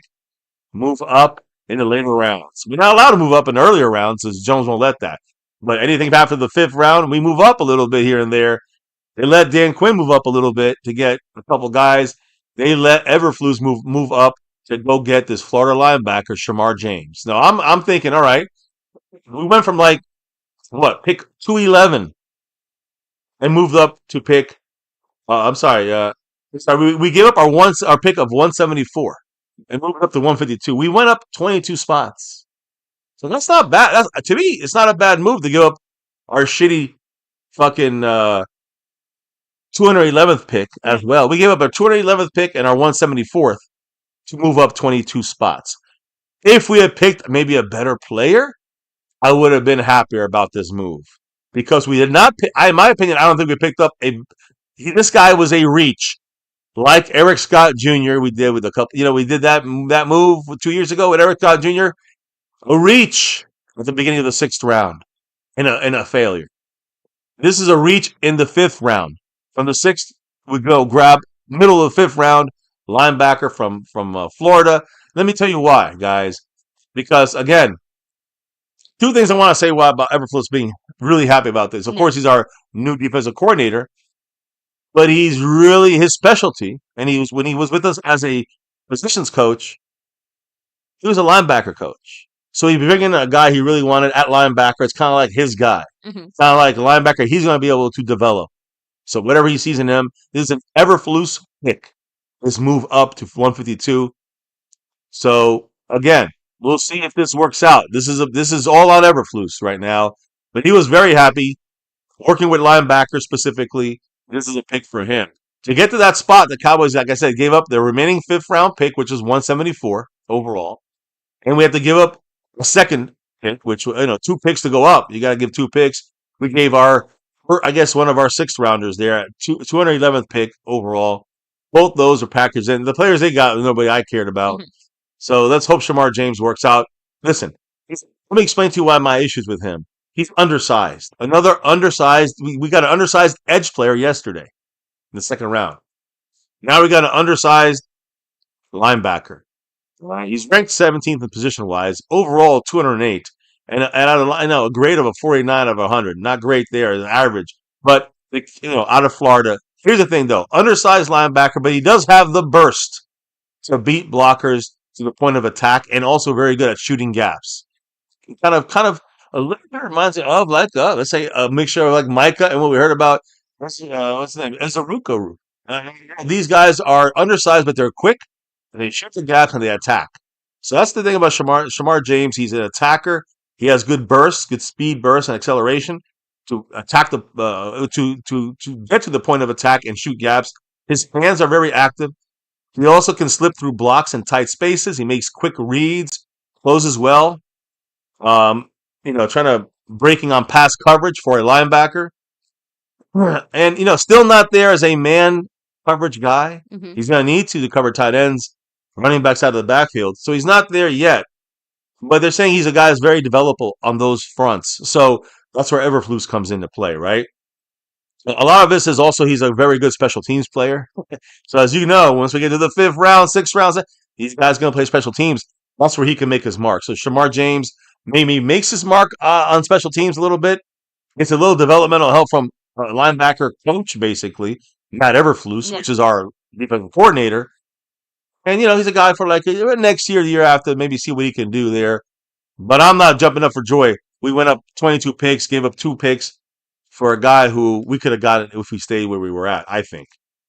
So I'm not happy. Again, Jaydon Blue, I like it. Shamar James, not too happy about that and the way we went around getting him. Now, we lost pick 211, but we still had, in the 6th round, we had 2 picks. 211, which we gave away, and we had pick 204, which is obviously a little better. What do we do with that pick? You can see right there, offensive lineman, specifically an offensive tackle. 14th best tackle in this draft, which is pretty good at this point of the draft. He had a grade of 60, which one of the better ones, and he was supposed to be picked around 148. We got him at 204, so a little value there in the 6th round. He's mainly a right tackle. Mm-hmm. So Terrence Steele, watch your back. I don't know. I guess maybe I don't know, but he's mainly a right tackle. He started 22 games. He's from Oregon, by the way, but he started at Rhode Island, and he started 22 games when he was at Rhode Island, and then he went to Oregon and started 28 games there. Plus, again, some people say he could be a guard, but he has very long arms, so he's going to probably stay at tackle. Again, he covers a lot of ground. He's 6'5", so he's very tall. 310, put a little more muscle and a little more weight in there. But the key is that he with his length and his width, and his height, he has enough space to cover ground with his kick step, and he takes away the edge from a lot of speed rushers. He's also very good at mirroring defensive pass rushers, only if his footwork is sound in pass protection. And I say that because he has issues with footwork. Okay. An issue that we have with almost every offensive lineman. So this is going to be another offseason of footwork work, it looks like, for our offensive lineman. So he obviously, when he gets his footwork in good position, he's very sound at trying to mirror speed rushers. Very good at that. But when his footwork is off a little bit, he will not win in the NFL. He will be destroyed in the NFL. So, again, every single one of these guys, again, day 3, they're always going to come with development needs. Always. Remember that. So, Cornelius, though, he is effective in getting in the right place and position on the field for blocking and working up to the 2nd level on zone runs. So when he, those combo blocks we see, go to the 2nd level, he's very good at that portion of things. He also keeps his head up and adjusts well in pass protection and in the run game. So he's always got kind of his head on a swivel, moving around, watching what's going on. So a lot of positive traits. Nothing that stands out to me. Maybe a replacement for Matt Waletzko. Maybe Matt Waletz is going to go, and that's how we're going to go bring in there Ajani Cornelius, who's and I don't even know if I said his name, but Ajani Cornelius is our 6th round pick there, and the only 6th rounder because we traded the other 6th rounder away to move up to get Shamar James. Remember that. Now, the final round, 3 guys. We're going to shoot these out real quick, and then we're done for the stream. So get your last thoughts in now. I was hanging on with 6 right there, and for some people, six could be the difference between 1st and 2nd and 3rd place. But anyways, right now, take a look at our 7th round picks, and I say picks because we got 3 of them. First guy, his name is Jay Toia. I like this guy. I gotta say, he's one of the guys I actually like. He's 6'2", short, but he's 342 pounds. Oh, that's a big. He's a big ass guy. Now he only got a 56 grade, and again at defensive tackle, and that's 3 tech and 1 tech. He got 19th ranked, which is not horrible as a 3 or a 1 tech. 168 overall is his rating here. I mean, we got him at 217. So a good pickup, UCLA. And he also is a 3-year starter. So he's got experience. He's a stout interior run defender who has size, with strength, and low center of gravity to occupy double teams. Never gives up much ground. That's something you have to remember, though. With guys like this, you usually don't get them until the 6th or 7th round because this is a one-dimensional kind of guy. It kind of reminds me of Bohanna. Remember Bohanna? Yeah. Big guy, but was not a pass rusher. Similar situation here. Although Samoan guys seem to do a lot better. I don't know. I like the Samoan interior one techs. But anyway, he's a guy, again, does not go when he gets double teamed, does not get pushed back too often. He gets double teamed, does not get moved around too often. He presses blockers off his frame, pushes them back, and then is able to disengage in time to make plays between the tackles. So again, he can make the run stop if needed. He gets double teamed, does not get moved. He gets single blocked. He usually is in the mix of stopping the run, does not get moved either. and is there looking to make the tackle on the line of scrimmage. Yeah. So those are the things that he's good at doing, disengaging from his blocks and then attacking the running back in between the tackles. Outside the tackles, forget about it. He shouldn't be running outside the tackles anyways. But the point is, listen, the guy is not quick. That's the biggest issue for him. He occasionally flashes the ability to slip through a block. And when he does that, he moves quarterbacks off their spot. He's not going to do that often in the NFL. So let's get real. But let's get real. He does push the pile back. He will not slip through like he did in college. Yeah. He got a little more pressure, a little more slipping through in college. It ain't going to happen in the NFL. But he's still in the NFL going to be able to push some interior pockets into the quarterback. And that is a way of maybe helping the quarterback get a little bit of the happy feet as Mike is coming. And now we got to say, guys like Ezuraku are coming, or Sam Williams are coming, or, Fowler are coming, or Nealon are coming, because now that's what we're bringing. While this guy's pushing the middle of the pocket into the quarterback's face. That's the hope with someone like Jay Toaya. So, again, when he pushes the pile, he usually wins with his hands. When he chases the quarterback, with good effort. Again, big guy, not fast. Good effort. So that's one. I don't know. I like the pick for where he's at. He could be a useful, rotational piece there on first down if he develops a little bit more. Then the next guy there, a running back. This is important to note. This running back picked at 239 in the 7th round, Phil Maffa, running back from Clemson. He's 6'1", but he weighs 234 pounds for a running back. So again, overall 28th ranked running back. But guys, how is he ranked with power running backs? 10th, 12th? I don't know. My point is, there's different kinds of running backs. Like there's different kinds of, offensive linemen and edge rushers and all that stuff. So my point is, Phil Maffa, you know what you're going to get with him. He's the opposite of Jaydon Blue. Everything I said about Jaydon Blue, burst, speed, ability to make, defenders miss, catching out the backfield, can take it to the house at any moment. That's Jaydon Blue. None of that is Phil Maffa. But Phil Maffa gives us something else. Listen to this. He rushed for 2,080 yards and 21 touchdowns over the last 2 seasons. So that's about 1,000 yards and 11 touchdowns a year, again, in college. For Clemson, of course, it's going to be much better competition in the NFL. But the key here is he's a big and patient runner. He follows his blocks. He can make an occasional late cut between the tackles, but he's patient and he will run your ass over. Now, he did not go to the combine and run any of the 40-yard or 20-yard. He did not run anything. He did not do any running, running like drills? Yeah, he didn't do any running drills or anything like that. I wasn't sure what word you were trying to find there. Yeah, he didn't have any running drill. He chose to opt out of the running drills because he's not that fast. So again, he didn't run at the combine, and he definitely doesn't have that elite top end speed that we talked about Jaydon Blue having. But he definitely can also break some long runs when there's a slight seam. He'll break a run and carry a couple guys with him. He lowers his pads. He delivers the blow on contact. This guy is a glass eater. He's gonna run your ass over. So I like that. But like I said, Raymond Henderson, we could have traded up and got him.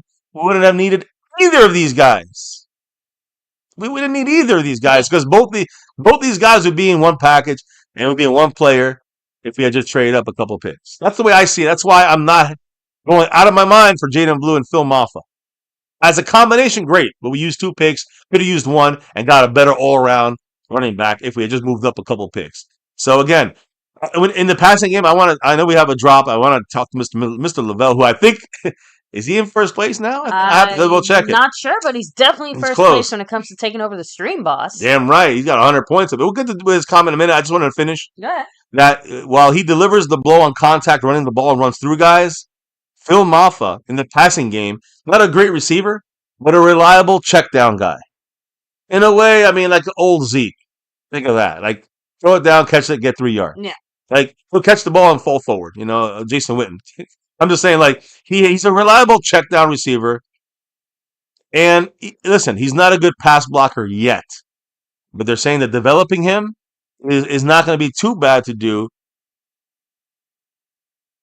as his frame develops and his muscle mass develops and his strength develops in the NFL, once his frame and his strength develops, he can he can become a reliable pass protector, pass blocker as well. So I'll pause there because that's my almost last guy before we're done.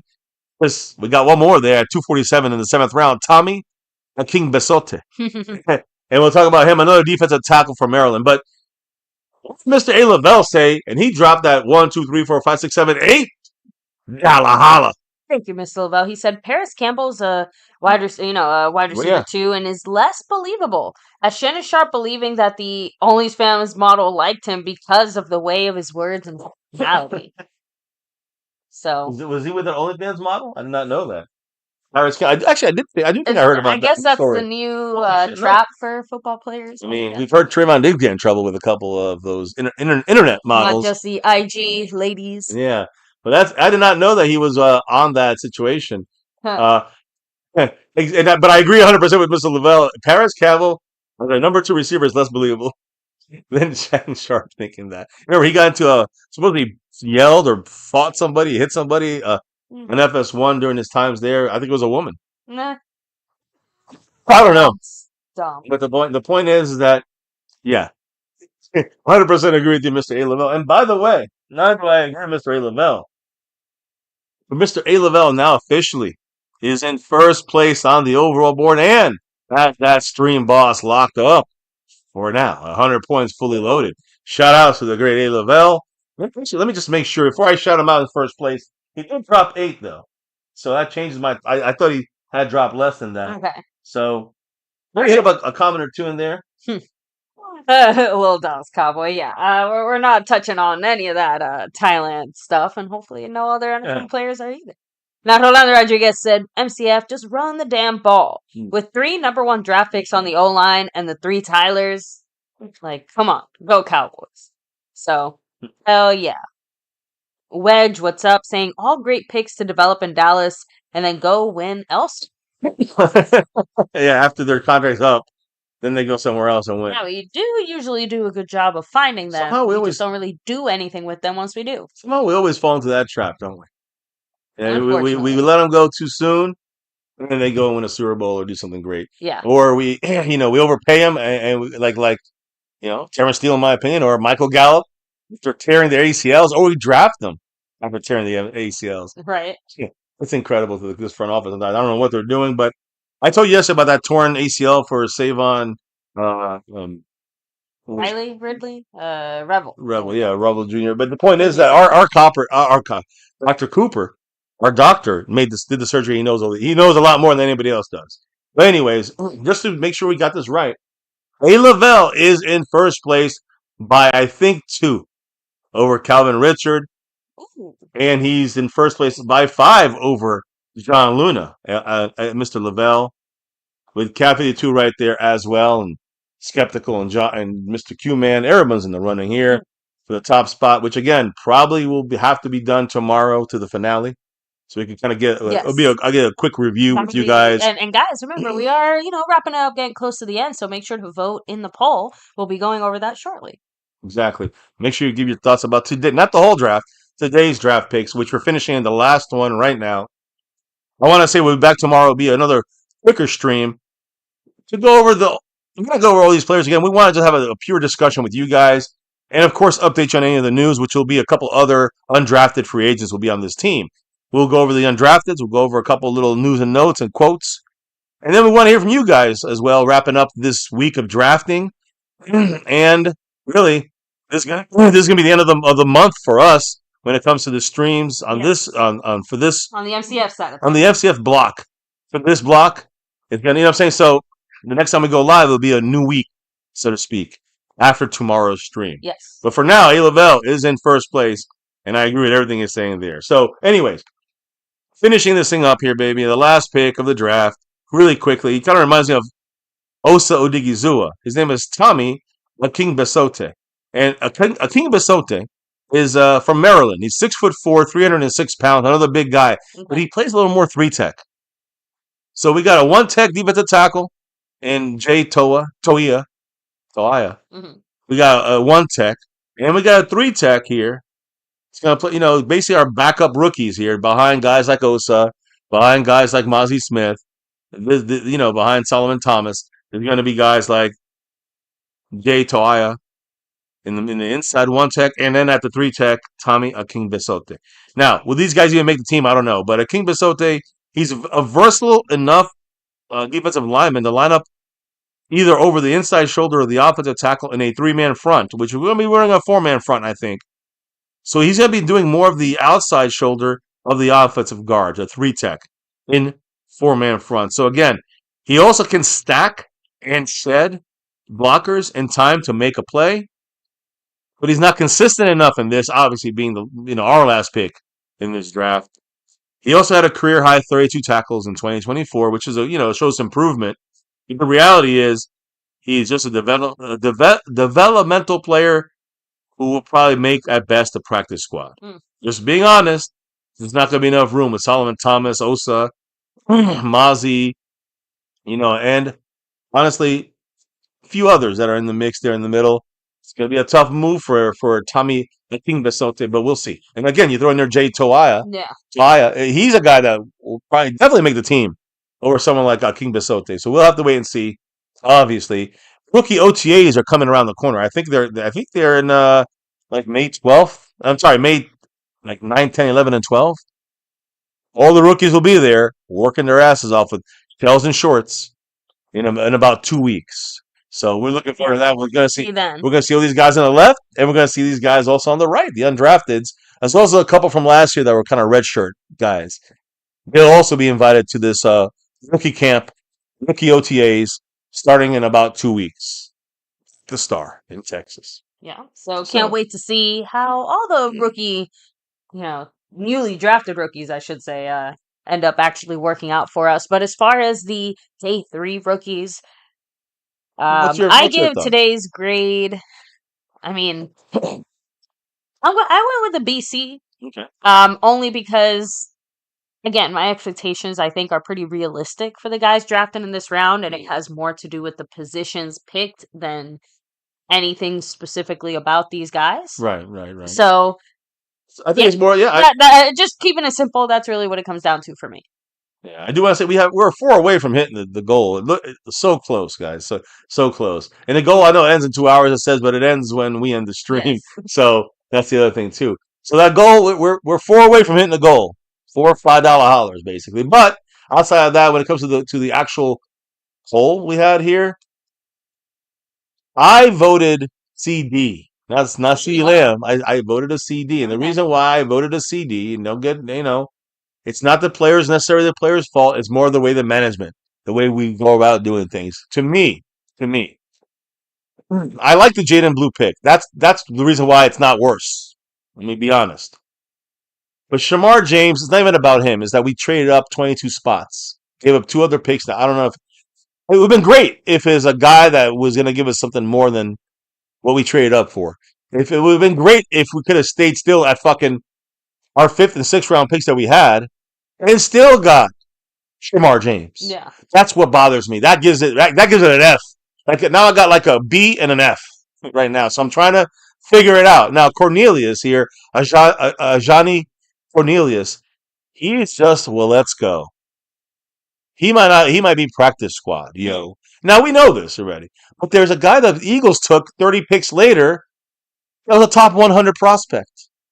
What happened there? So I do question why the Cowboys chose him. A huge need of development, while the other guy was a little bit more ahead of the developmental scale. So disappointment in that situation there. Now I like Jay Toia as a 1-tech, which he played all over the line. He needs to be a 1-tech on the Cowboys. He should be for Eberflus, and we'll see how they use him. If they use him right, it'll be a nice pickup. So it brings me up a little more happy now. I was at an F and a D with Shamar and Cornelius, Shamar James and Ajani Cornelius. Jay Toia and Jaydon Blue, they bring it back up a little bit. They bring me to like a C now, Now, when I go to Phil Maffa, that's just a pick that complements Jaydon Blue. It stays a CD for me at that point. It's not a great pick. And then Tony King Basote, it's irrelevant, really. I don't even grade that. I mean, that's an undrafted at this point.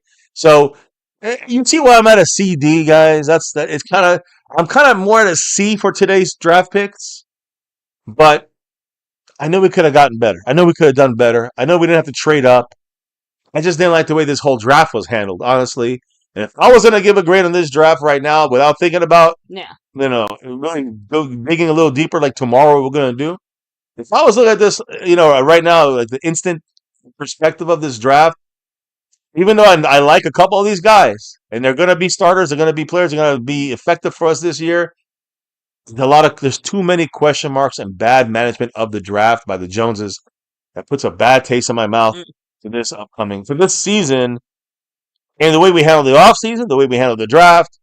I'm just not a fan right now. I don't know what the Cowboys are really trying to do. I don't necessarily blame you. It just bothers me. And I wish I could be more positive. I'm not going to be like the other Cowboy YouTubers out there blowing smoke up people's asses because they want the Cowboys to make them feel like we're going to be Super Bowl champions.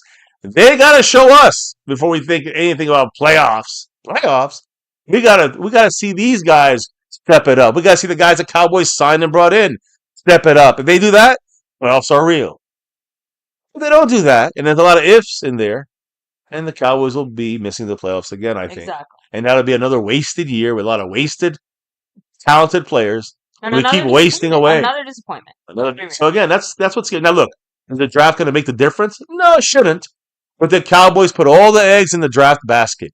If you fuck up the draft, you hurt your team in a bigger way than most teams. Every team gets hurt if you fuck up the draft. But the Cowboys literally put almost all their eggs in the draft basket. So you got to be better than not. And there's 3 good players here, a lot of repeat players here, some injured players here, some guys that won't get many reps in this group. I just don't see many guys who are going to get usage this year. And when you got the first, second, and third round picks, you want usage this year. I only see Tyler Booker getting usage this year to the fullest. See, Izuraku, if he does great, he'll still get rotation play. If he does great, he'll get 30%, 20% of the play. I mean, that's not enough. And Revel Jr. with the fucking injury, we just don't know. That's the question. Now, he could be fantastic. This thing could bring it up to a B or even higher. I mean, that's a steal then. But if, right? I'm done with ifs. I want to see it. So don't give me the ifs. Give me the real. And the real answer is no one fucking knows yet. But we do know they have injuries. Like Varel has injuries. We got 3 fucking our third straight second round edge rusher we picked up in 3 straight years. I mean, those are the things. I mean, we had to get a running back. We could have got probably a better running back than the 2 we got later on. Although the 2 we got later on have their own individual, things that they excel in. We got one guy that excelled in both of those things with 1 pick, and got rid of a couple of these players. And I say players, I mean picks, and moved up and got someone like Henderson at running back. It's the best pass blocking running back, the best route running running back, the best power and speed running back outside of Gentry. What the fuck can I say? All right, I'm done talking about. You heard my vote. It was a CD. You gave it a BC. Yes. Now, I'm going to close it off and see what the hell. We got 70 votes almost on here. So 3. 805 Vaughn. I don't know if Dak can stay healthy. That's up to the offensive line. That's going to be a different challenge. That's up to the offensive line and luck. Dak not being healthy, I don't think Dak's going to run crazy to hurt himself. You know what I mean? So let's end this poll. Maybe why don't you hit it up and let's see what the final numbers were here when it comes to this with there it is. 69 votes. Giggity. So what is everyone feeling? What grade are you guys giving this day 3 draft? And 55% of you guys gave it an AB. Again, I'm not all that surprised just because, again, the expectations for day 3 are usually well managed even for... I do think that a lot of people are thinking about Blue. Jaydon Blue as being like the big name. That's really the only one that was going to make an impact anyway. So we got a good player there. We got a running back finally. I think people like that, and that's why they give it that A or B. I'm assuming most of them are saying B, not A. Yeah. But all right. Well, again, 26% have it at A, B, C. That's your style there. Yeah. And again, you can see why people would give it a B or a C there. You just explained that. Exactly. 13% said C, D. That's what I said. And 5% said D, F. So at least when it comes to day 3, it seems like more people are happy than not. 80% are on the positive side, 20% on the negative side. Now I'm one of the 20%. That's the first time we split, baby, on that. I think we've been on the same side of things, little ups and downs there. I mean, I think we were more up on Booker. Second round, I was a little disappointed. Third round, third round, I was very disappointed. Yeah. And of course, I mean, in the fourth round, but fifth round, trading up was a disappointment for that linebacker. And then a couple other wasted guys later on in the round. So Jaydon Blue's like the only good guy we really got today, in my opinion. But who's great at all times? You see him. You know him. You see him. We might actually hit the goal with Mark Hovsepian in the house. Much love. Drop that 5. I know what did the man say? Said number 11, Fowler, Keelan, and Sam. So we draft another defensive end? Do you understand? Hoff and Bash are supposed to be solid, and so we reach and grab a guard? Thank you. Wide receiver Torrey Holton was still there in the 5th, and we grabbed a linebacker. And we traded up for a linebacker who is undersized, just like pass rusher, who's undersized. Yeah, in the second round there. And again, you understand the frustration? Yeah. Like, I've been screaming about this before we went live. I've been talking about this. Mark Hovsepian, you and I, we're step for step on this. Because to me, trading up to get a linebacker in the 5th round, Shamar, undersized guy, it's an Everflus pick. We know this. He was on the table jumping up and down. So that's a poor choice, in my opinion. They're a broken cornerback, even if he's a first round value. In the 3rd round, maybe you can get a break. Maybe you get a break. Or if not, you just wasted a 3rd round pick. I've been screaming this, brother. I've been screaming this over and over again. We brought Fowler back. Sam Williams 3 years ago was a 2nd round defensive edge rusher. Before that, it was Micah Parsons. In the 1st round, we got Sam Williams in the 2nd round. Following year. The following year after that, we got Marshawn Nealon. I know. In the 2nd round. And this year in the 2nd round, we get Donovan Izaraku, who's a good pass rusher, undersized, 6'2", 248. I'm just saying, like, we got another kind of, Micah kind of guy. Pass rushing, we got a nice little pass rush. But run stopping, we told you, Micah is not setting the edge very well. Exactly. And Izaraku is even worse at setting the edge.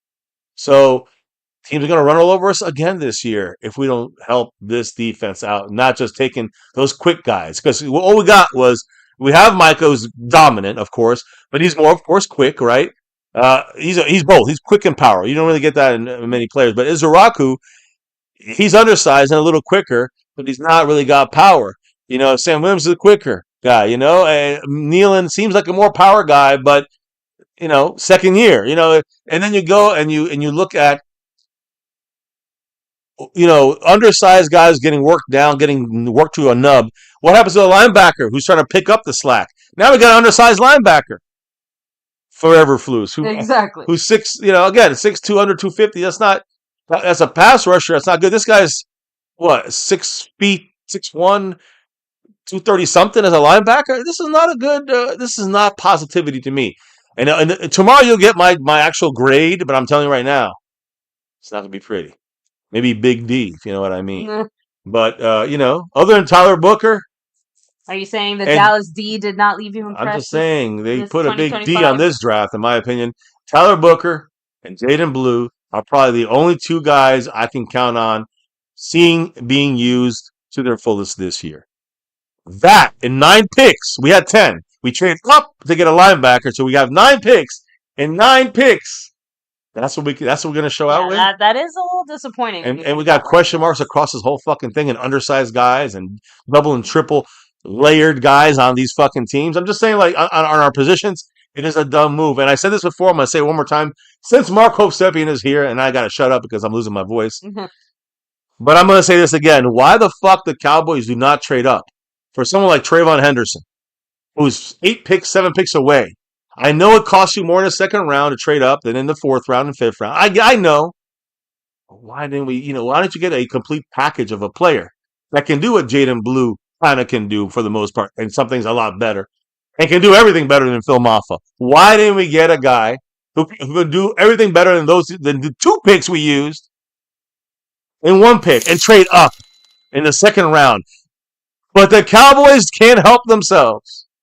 Trade up in the 5th, 6th, and 7th Yeah. rounds. They trade and try to sell it to the fans. Hey guys, we made a move. We traded up and got this guy because he's really good. We traded up and got Shamar James, an undersized linebacker. Now look at us making moves. Look at us making moves in the 5th fucking round. Not in the 2nd or the 3rd where we need to make the moves. I know the 1st is too expensive too, but listen, you tell me we could not have given up one of those 5th rounders, 6th rounder, and the 7th rounder. I don't know, give them 3 picks along with the 2nd rounder and move up and get Trayvon Henderson. Now, yeah, you don't get Jaydon Blue and you don't get Phil Maffa. Who gives a fuck? You get what I'm saying, family? You get what I'm saying? So that's my thing. We don't move up for the players that make the difference in the early rounds. A little more costly, but you get in a player. We move up in the later rounds. We get no one. We got Eric Scott Jr. He's nothing. Now we got Shamar James. I hope he's something.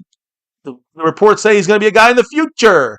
Getting up for these guys in the 6th and 7th and 5th round. What the fuck? That's my issue. That's a Jerry Jones mindset, a Stephen Jones mindset. This is a culture thing, and they're stubborn fucking cocksuckers never going to change. Sorry. I'm sorry. I'll stop. Hey, by the way, I see that comment there with 805 on. I'm a big Will McClay fan, but he's also part of this problem.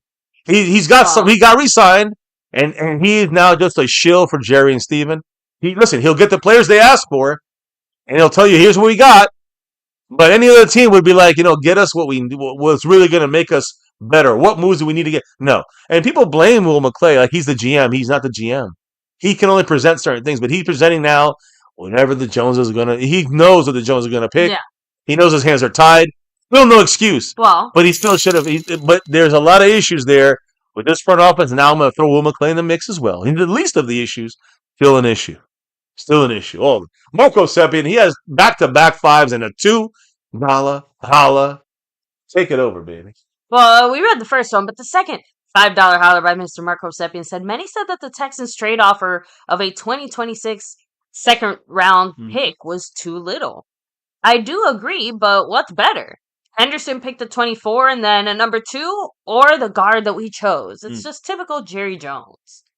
I mean, for me, it's more just, I agree. It's less about that to me and more about the fact that the Cowboys were looking for immediate draft capital. They didn't want to pick in 2026. They wanted something in 2025 that they could use now. I actually agreed with that sentiment, but seeing what the Cowboys would have used it on is kind of like, well, what's the fucking point? It doesn't sound like they were going to target any of the singular positions that we named that would have had a more immediate impact. So I guess if that was going to be the case, I'm almost glad that we did just stay where we were at and pick, Tyler. Yeah, no, and again, I look, I don't know about the first round stuff, but that second round stuff when that running back is there, and after that, it's a big drop off to me. Yes, to get a all-in-one running back. With that $2 holler, he said Torrey Holt would be our number 3 wide receiver and a possible number 2 in time. And that's the brother. That's the son of Torrey Holt. Yeah, so again, there's a lot of coulda, woulda, shouldas. Right? The Cowboys decided to go against everything, and really wait till the later rounds to get the running backs. Is that what the analytics team is telling them to do? Are they telling them, yeah, you don't have to worry about getting a running back and paying? We just saw Barkley do what he did, but had a good offensive line, a much improved offensive line. You get a good running back behind a good offensive line, you got a great running game. Cowboys have unknown running backs for the most part at running back and a very young offensive line. We're not there. We're not where the Eagles are. You know what I mean? So I wish the Cowboys would have used things a little bit smarter, done things a little bit smarter. But no, but it does sound like, if you want to call it a different philosophy, before we used to overspend bigly on running backs. Now it's like we can't even find one at the bottom of our garbage bin. So, damn. By the way, I just realized that we actually are about to hit the 2-hour mark on this stream, which it was not expected today. But I want to say one thing. Marco Sepien again, almost moved up to the next spot after those drops. We are 2 away with 5 minutes to go to hit. We'll stay alive. We'll stay alive for you guys to get a chance to hit that goal. And if you do, everybody gets put into that raffle to try to get 4 names out of that to win a jersey. So we'll see what happens. But big shout outs to Marco Sepien bringing it back. Remember, they got to be $5 or higher. The super chats. Yeah, and just towards that goal. Yeah, that's the only way it counts towards that goal. So the $2 one didn't count towards the goal. We don't control it. That's what the YouTubes are saying. Anyways, You got the list there. Now you can see you embed this in your brains, guys. We'll talk about this in a more more interactive way. I think tomorrow, Yes. and definitely in a shorter stream since we went very long tonight. We're gonna probably go only once, but so much to We just talk couldn't about. help it. So much to talk about, and yeah, it's just I ranted off for a fucking 20 minutes, so I apologize for that. I can't help myself when I see Cowboys doing the same fucking thing over and over again. What's that old saying, baby? What's that old saying? Clown show? About repeating yourself. Oh, what? What's the definition of insanity? Yes, Yeah. repeating yourself over and over and expecting the different same- results. Yeah, expecting different results. You're getting the same results, Cowboys. Jerry Jones and Stephen Jones. You're Because doing you're the doing the same same dumb thing. shit. It might be you might work it a different way, but it ends up still being the same fucking system. Exactly. Mark Hosepian said, "Hold up. Now the countdown is on. 4 minutes and 12 seconds and counting. And I think we're one away. Yes, yeah, one away from the goal. And he said, I've been doing this since I was 11 and I'm 55 now. I swear. I'm telling you. I hate Jerry Jones and Sons so much. There's a big part of me that wants us to lose only just to see Jerry Jones frown. Yeah. There's their. All we can do is call them clowns. Seeing them frown means we're probably frowning too.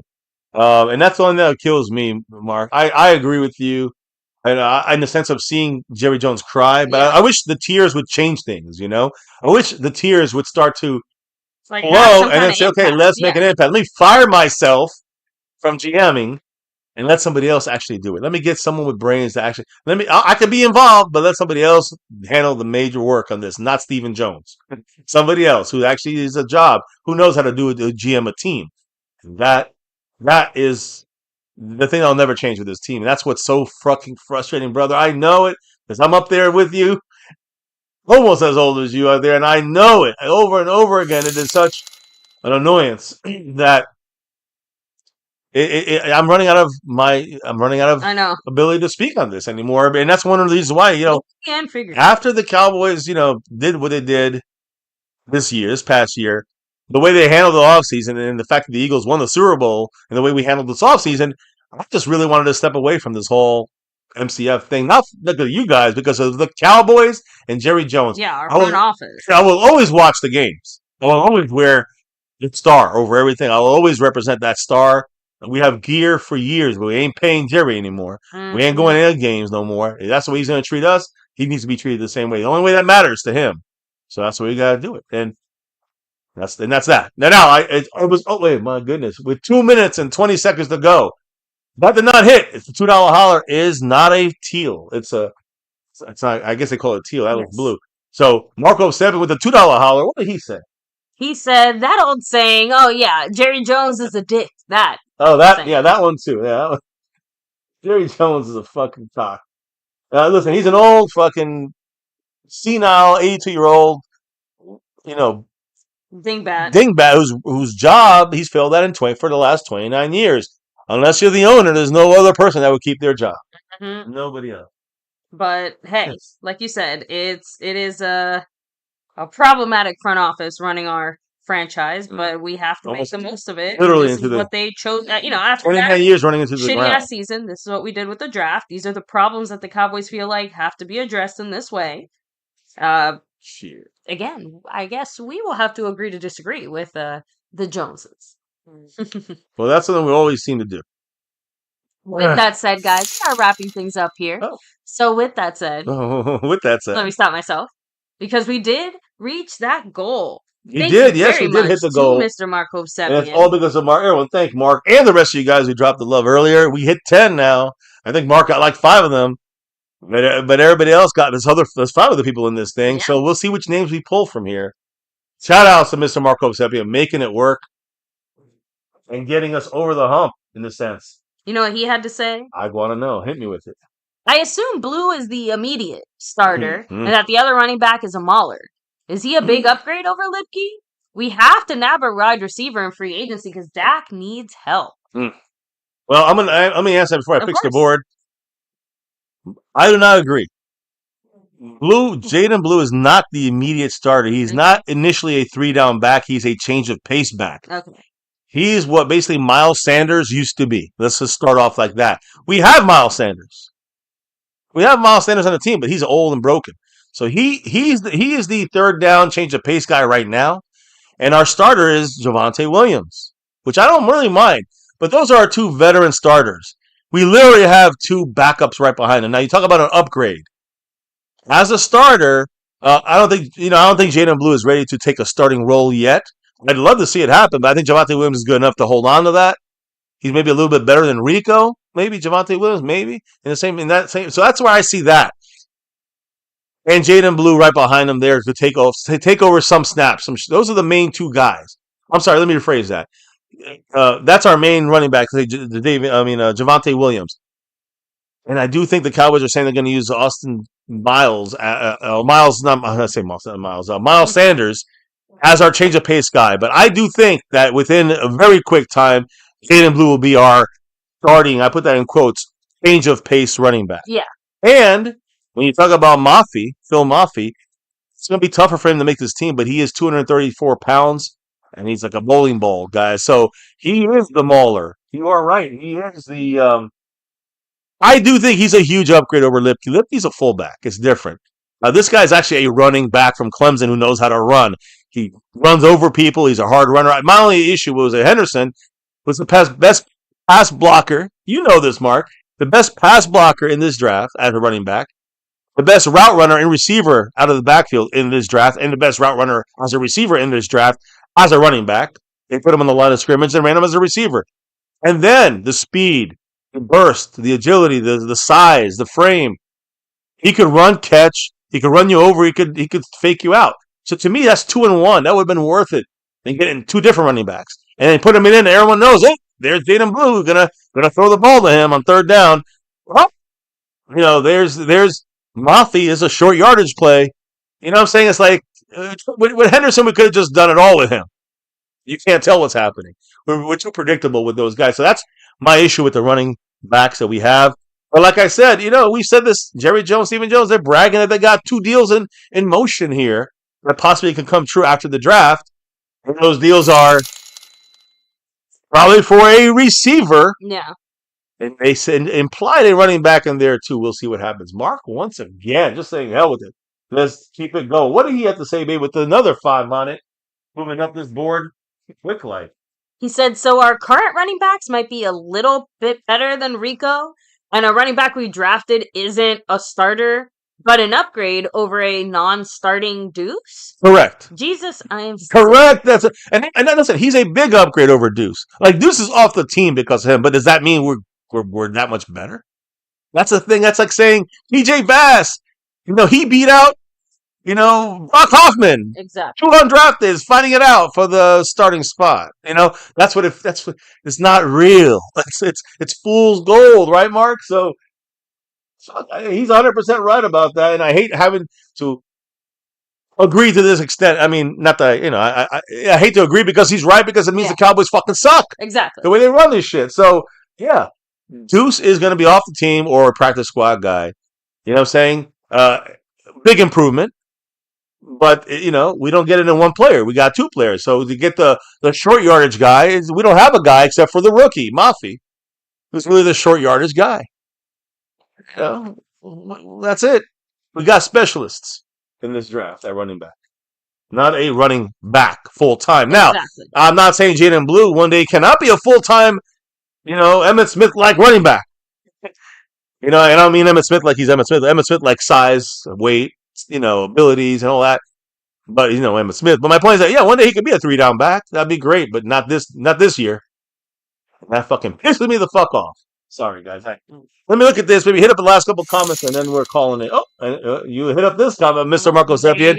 Because he might be in first place now. I'm not even sure. Let me double check everything. All good. He said with that latest $5 holler, that's why I said I would take the so-called bullet and only take the second-round pick in 2026 to get a difference maker in Henderson.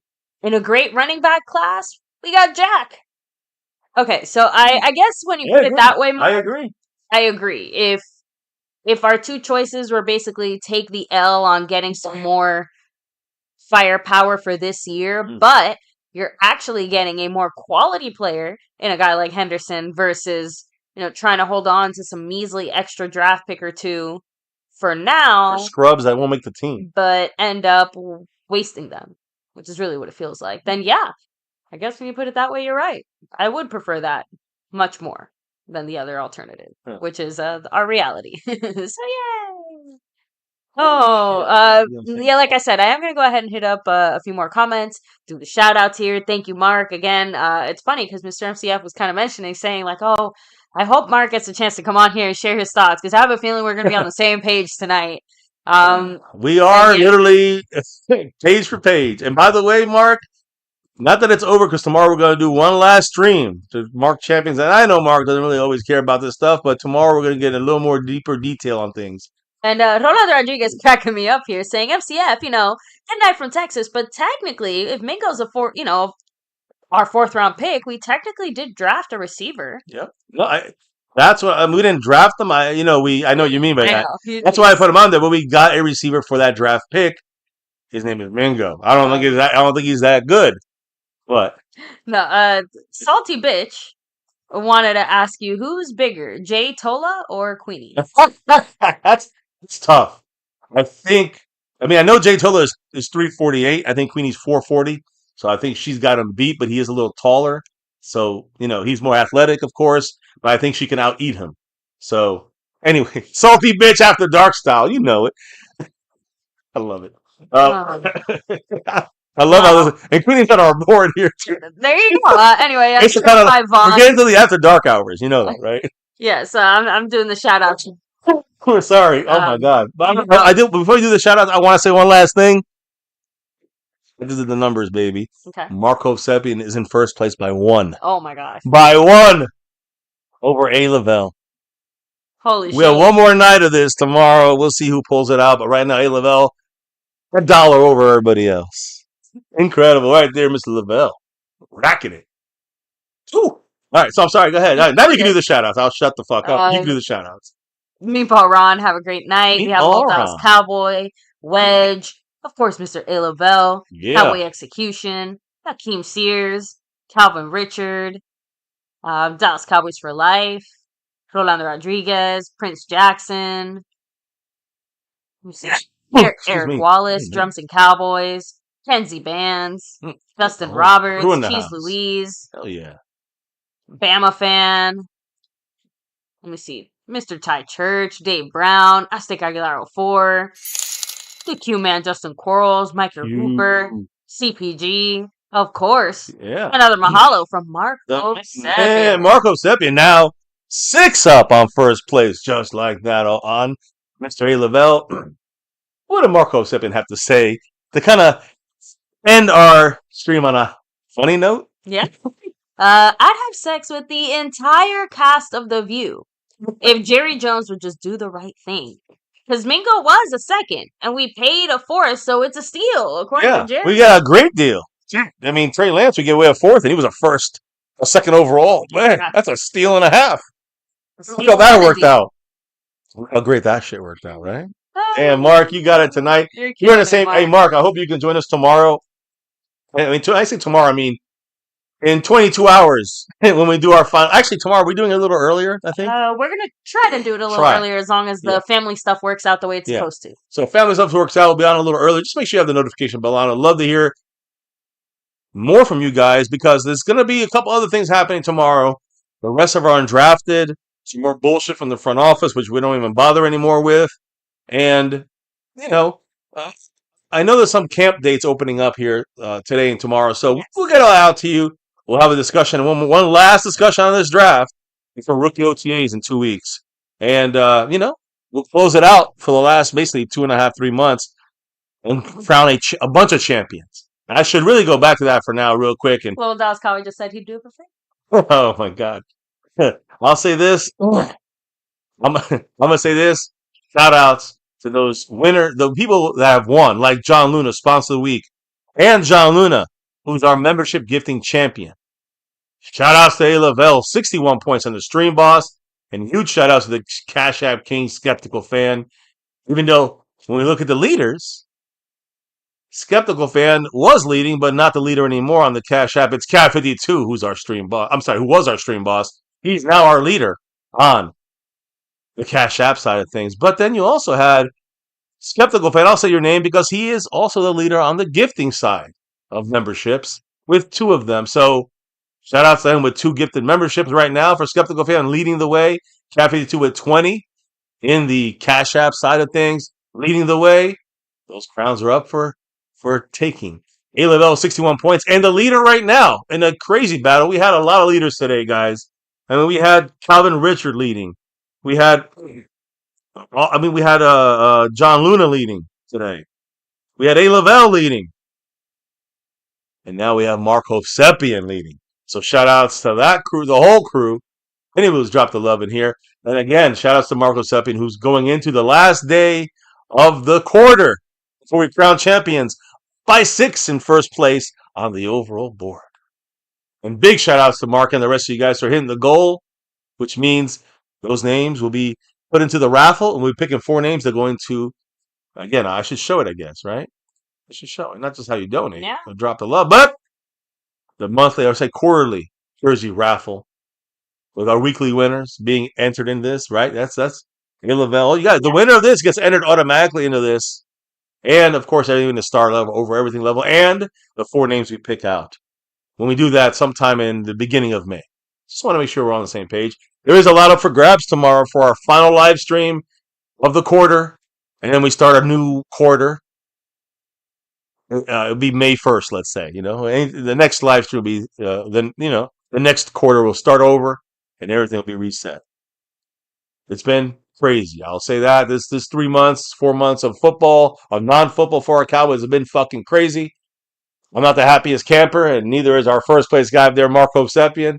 I know we're all in the same kind of shitty boat, but you know what?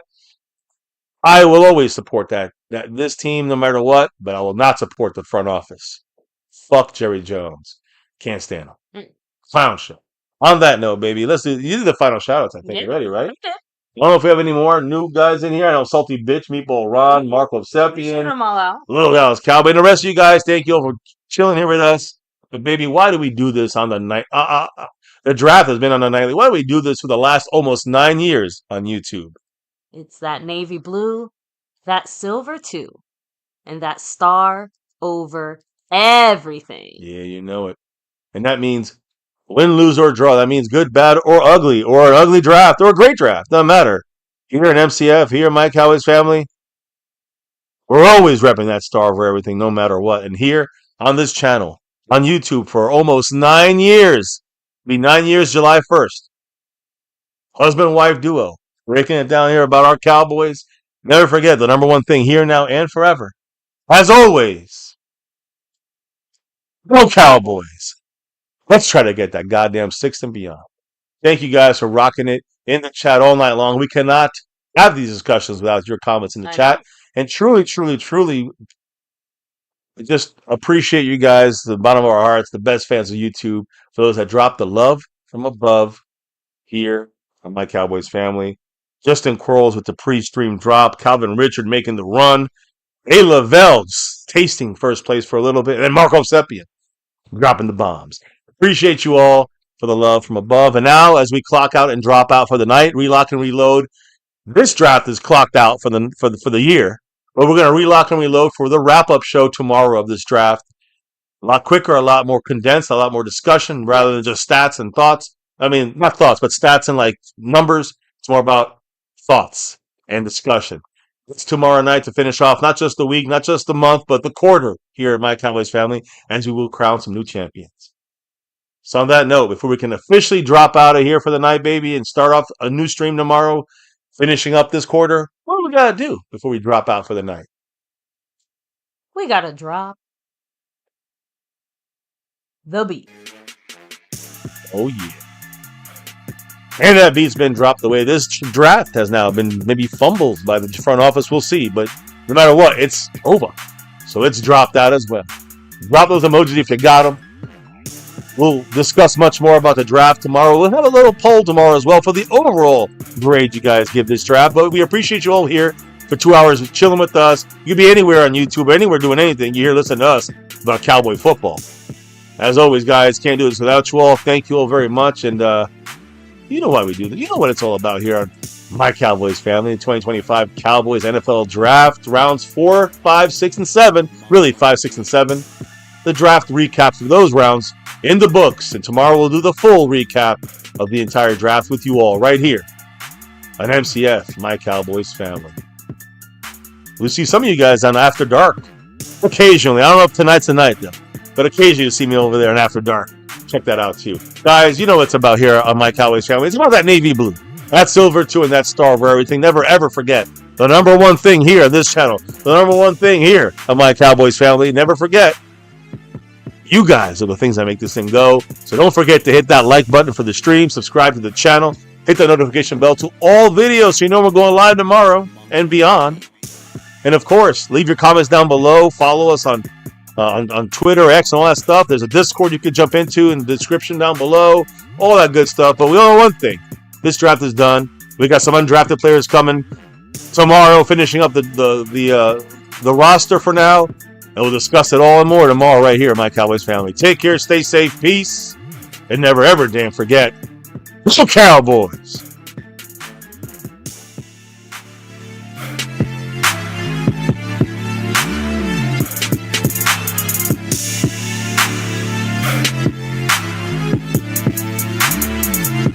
Monk on the beat.